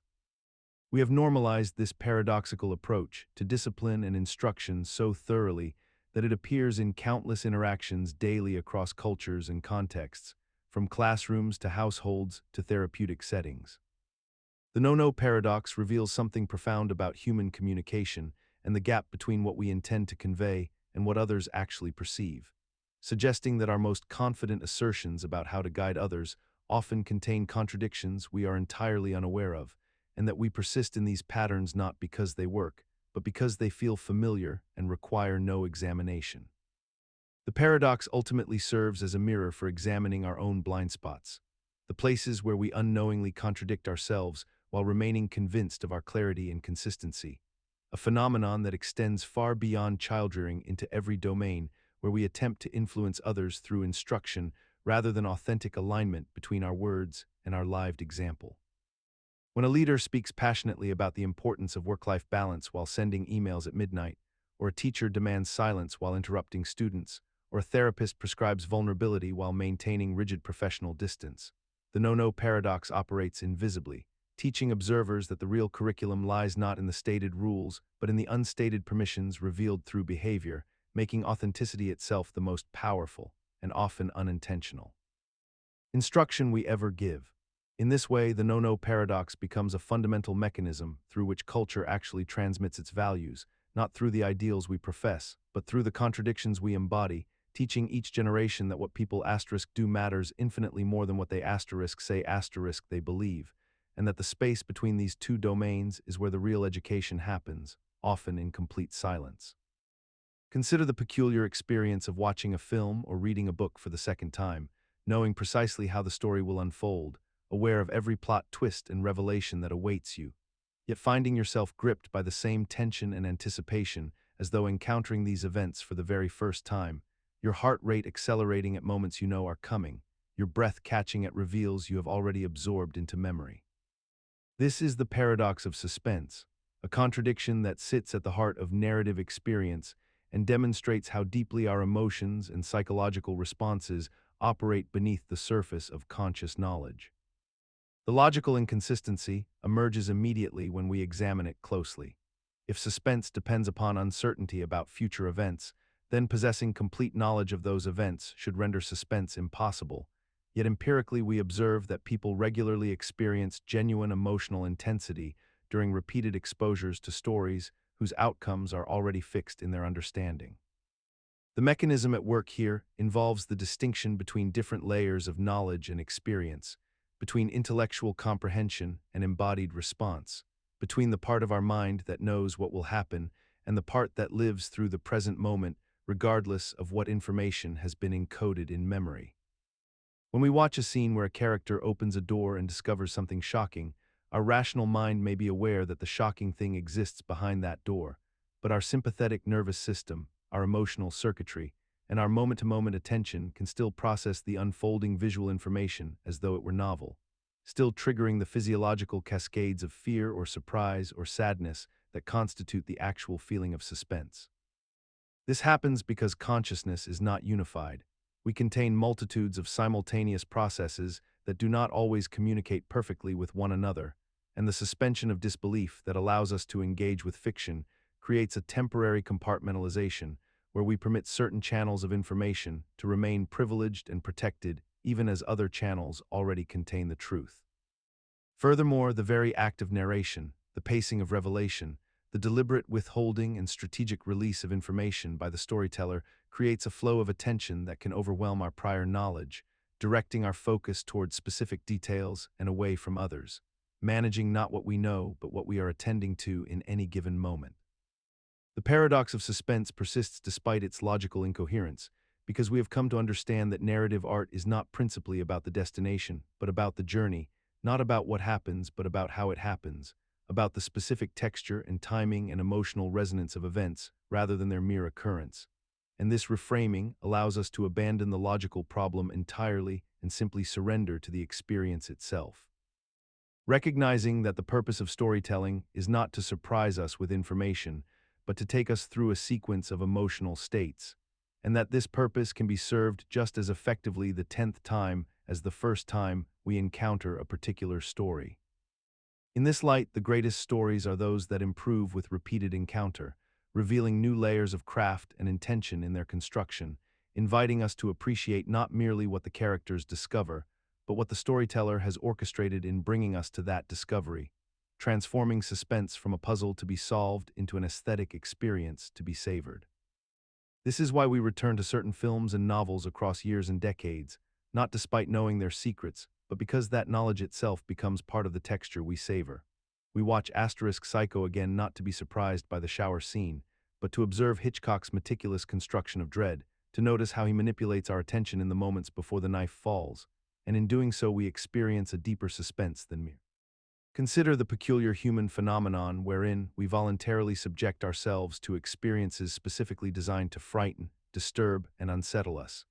And yet we derive genuine pleasure from this suffering, seeking it out repeatedly and paying considerable amounts of money for the privilege of enduring it. We attend horror films in darkened theaters, knowing full well that we will be startled and made deeply uncomfortable, yet we arrive eager and excited, clutching our snacks and settling into our seats with anticipation rather than dread. We read books that promise to fill us with a sense of profound unease. We visit haunted attractions where strangers chase us through darkened corridors, and we consume disturbing content late into the evening, all the while experiencing elevated heart rates, sweaty palms, and the genuine physical symptoms of fear. The paradox deepens when we recognize that this behavior directly contradicts our most basic survival instincts, those ancient biological imperatives that evolved over millions of years to keep us alive by avoiding genuine danger and threat. Yet here we stand, in a state of relative safety and comfort, deliberately triggering the very same neurological responses that would normally indicate genuine mortal peril. The psychological mechanism at work involves what researchers term aesthetic distance, a phenomenon wherein we simultaneously know that we are safe while allowing ourselves to emotionally respond as though we are not, creating a kind of controlled simulation of danger that our minds find curiously satisfying. This distance between intellectual knowledge and emotional response creates a space wherein fear becomes entertainment, wherein threat becomes titillation, and wherein the very thing that should repel us becomes magnetically attractive. We have evolved to seek this experience because it provides us with a safe opportunity to rehearse our responses to danger, to test our psychological boundaries, and to experience the profound sense of relief and catharsis that follows the conclusion of a frightening experience. Yet despite understanding these mechanisms, despite knowing on every rational level that we are safe and that our fear is manufactured and temporary, we continue to pursue horror with undiminished enthusiasm, suggesting that the appeal runs deeper than mere psychological exercise, tapping into something more fundamental about the human desire to feel intensely alive through the careful manipulation of our most primal emotions. Perhaps it is in this paradox that we pay to be terrified, that we seek discomfort as a form of comfort, that we discover something essential about human consciousness. Our need not merely to exist safely, but to feel the full spectrum of what it means to be alive, to brush against the edges of our own vulnerability while knowing we can always step back into the light. In this light, the horror enthusiast becomes not a seeker of suffering, but rather a connoisseur of controlled transcendence, someone who understands that the most vivid moments of self-awareness often arrive not in comfort, but in the exquisite tension between safety and simulated peril, between the rational mind's assurance and the body's honest alarm. And it is perhaps no coincidence that in our modern age of unprecedented safety and comfort, where genuine mortal danger has been largely removed from daily existence, our hunger for these simulated terrors has only intensified, as though we instinctively recognize that a life entirely free from fear is a life also somewhat diminished, lacking the sharp clarity that comes only when we stand, however briefly and safely, at the edge of our own abyss. We might observe this same principle at work in our fascination with true crime narratives, our compulsive consumption of dystopian fiction, and our paradoxical attraction to content that explores human suffering and moral decay. Each a carefully curated window into darkness that we can close whenever we choose, transforming horror from something that happens to us into something we actively participate in, thereby reclaiming a sense of agency over the view. Imagine yourself seated at a table with three identical wooden boxes placed before you, each one crafted with such precision that you cannot distinguish one from another by appearance alone. Inside the first box rest two gold coins, gleaming and heavy in your mind's eye. Inside the second box lies one gold coin and one silver coin, mixed together in metallic uncertainty. Inside the third box sit two silver coins, dull and modest compared to their golden counterparts.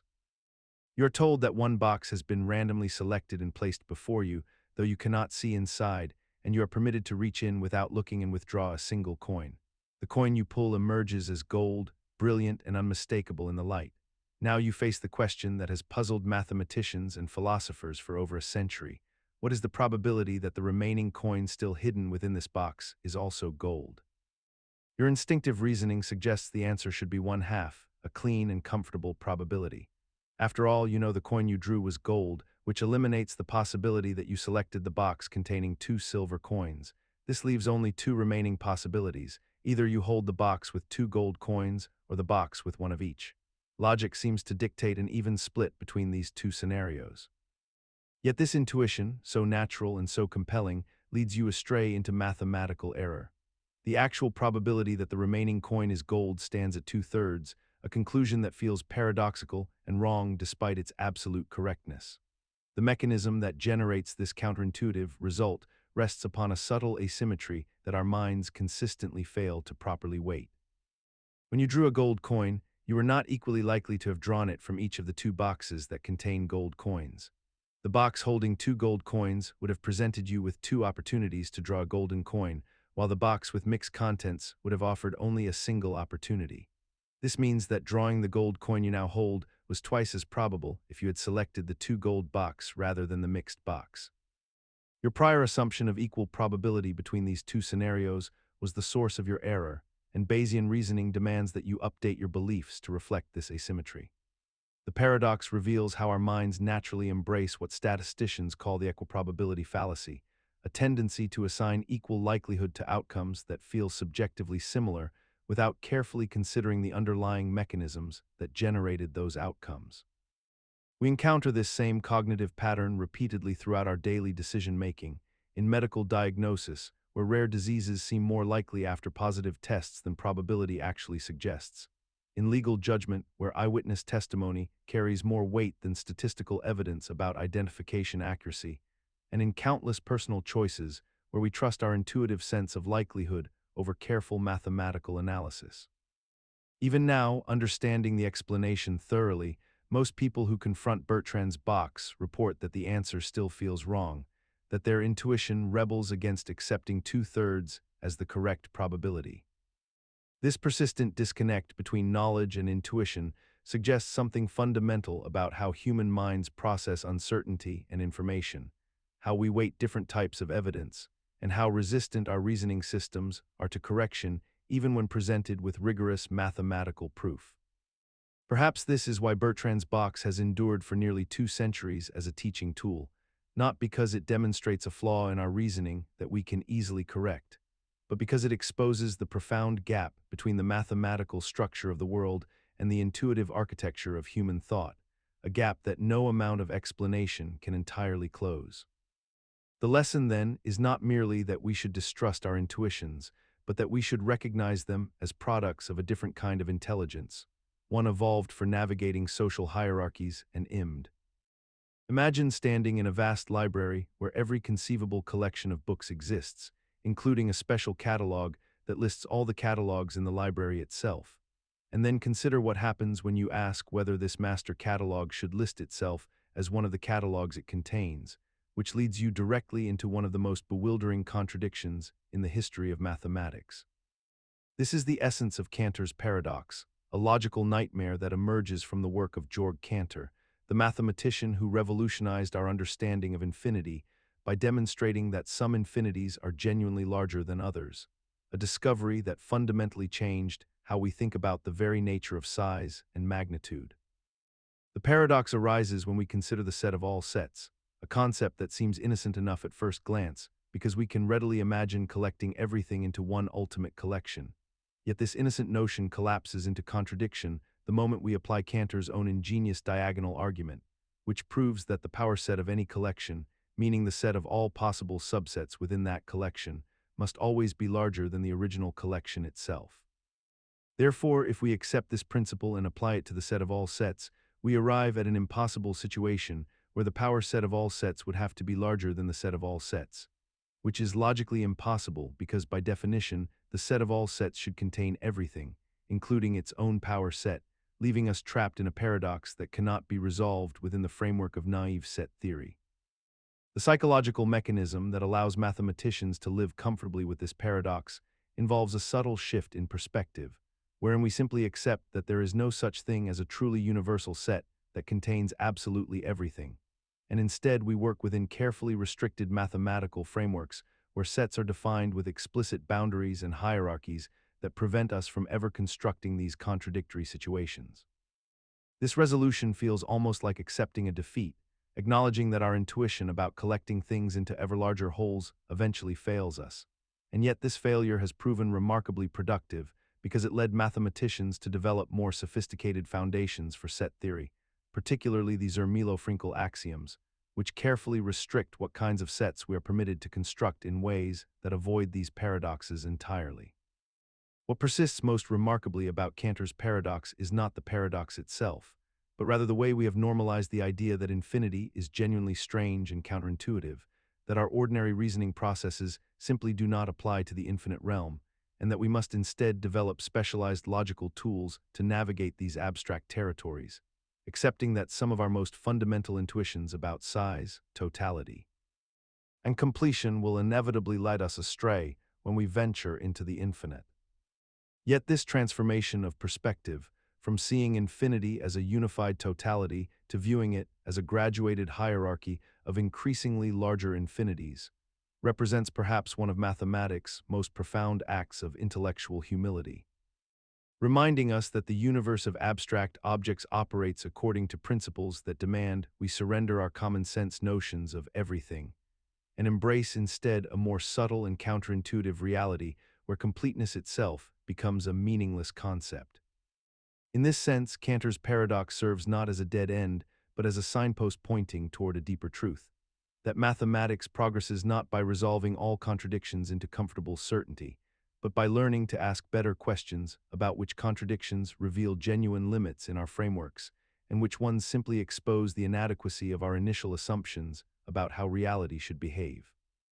Imagine taking a sphere, a perfectly ordinary three-dimensional ball, and decomposing it into a finite number of carefully chosen point sets, perhaps 5 or 7 or some other small number of distinct pieces. Now imagine that through a series of rotations and movements in three-dimensional space, you could somehow reassemble these pieces into not one sphere of the original size, but two complete spheres, each identical to the original, with no material added and no material removed, defying every intuition about conservation of volume and physical matter. This is the essence of the Hausdorff Paradox, a mathematical proposition that emerges from the study of group theory and measure theory, discovered by the mathematician Felix Hausdorff in 1914.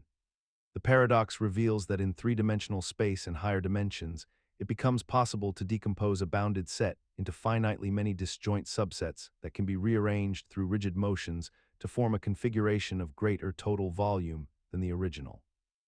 The mechanism underlying this seemingly impossible transformation involves the properties of non-measurable sets and the behavior of the rotation group in three-dimensional space. When we attempt to apply our intuitive notions of volume and measure to these decompositions, we encounter sets so fragmented and distributed throughout space that the conventional rules of measurement simply do not apply. Each piece created in this decomposition is not a solid region, but rather an infinitely scattered collection of points, arranged in such a way that any notion of their volume becomes fundamentally ambiguous.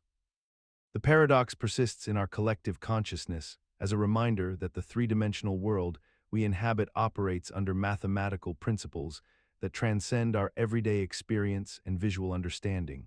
challenging the assumption that space itself behaves according to the simple geometric principles we learned in school.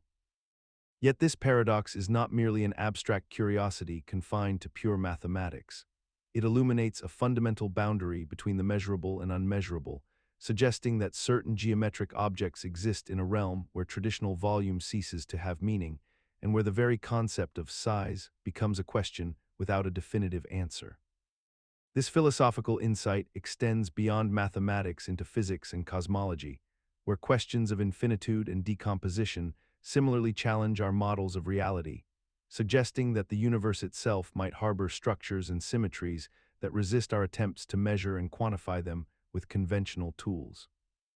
In this sense, the Hausdorff Paradox serves as a mathematical gateway to understanding why the axiom of choice, one of set theory's most controversial foundational principles, remains essential yet troubling to mathematicians. For without it, these paradoxical decompositions cannot exist, yet accepting it forces us to acknowledge that the mathematical universe contains objects whose very nature defies intuitive comprehension. The paradox thus stands as a testament to the profound gap between what we can prove and what we can truly understand. In contemplating this gap, mathematicians have come to recognize that paradoxes like Hausdorff's are not failures of mathematics, but rather revelations of its true nature. They expose the distinction between logical consistency and physical realizability, between what can be constructed in the abstract realm of pure thought and what can manifest in the material world. This recognition has profound implications for how we understand the relationship between mathematics and reality itself, suggesting that the universe's refusal to permit such decompositions may stem not from mathematical impossibility, but from physical law. Perhaps this is why the Hausdorff Paradox ultimately teaches us that mathematics and physics speak different languages. One describes what is logically possible, the other what is physically permitted, and the deepest understanding requires recognizing when these two domains must necessarily diverge. Consider the peculiar situation that confronts us when we stand before an original work of art in a gallery or museum, perhaps a painting by a renowned master that has endured for centuries, and we experience a profound aesthetic response that moves us deeply, that creates within us a sense of awe and emotional connection that seems almost transcendent.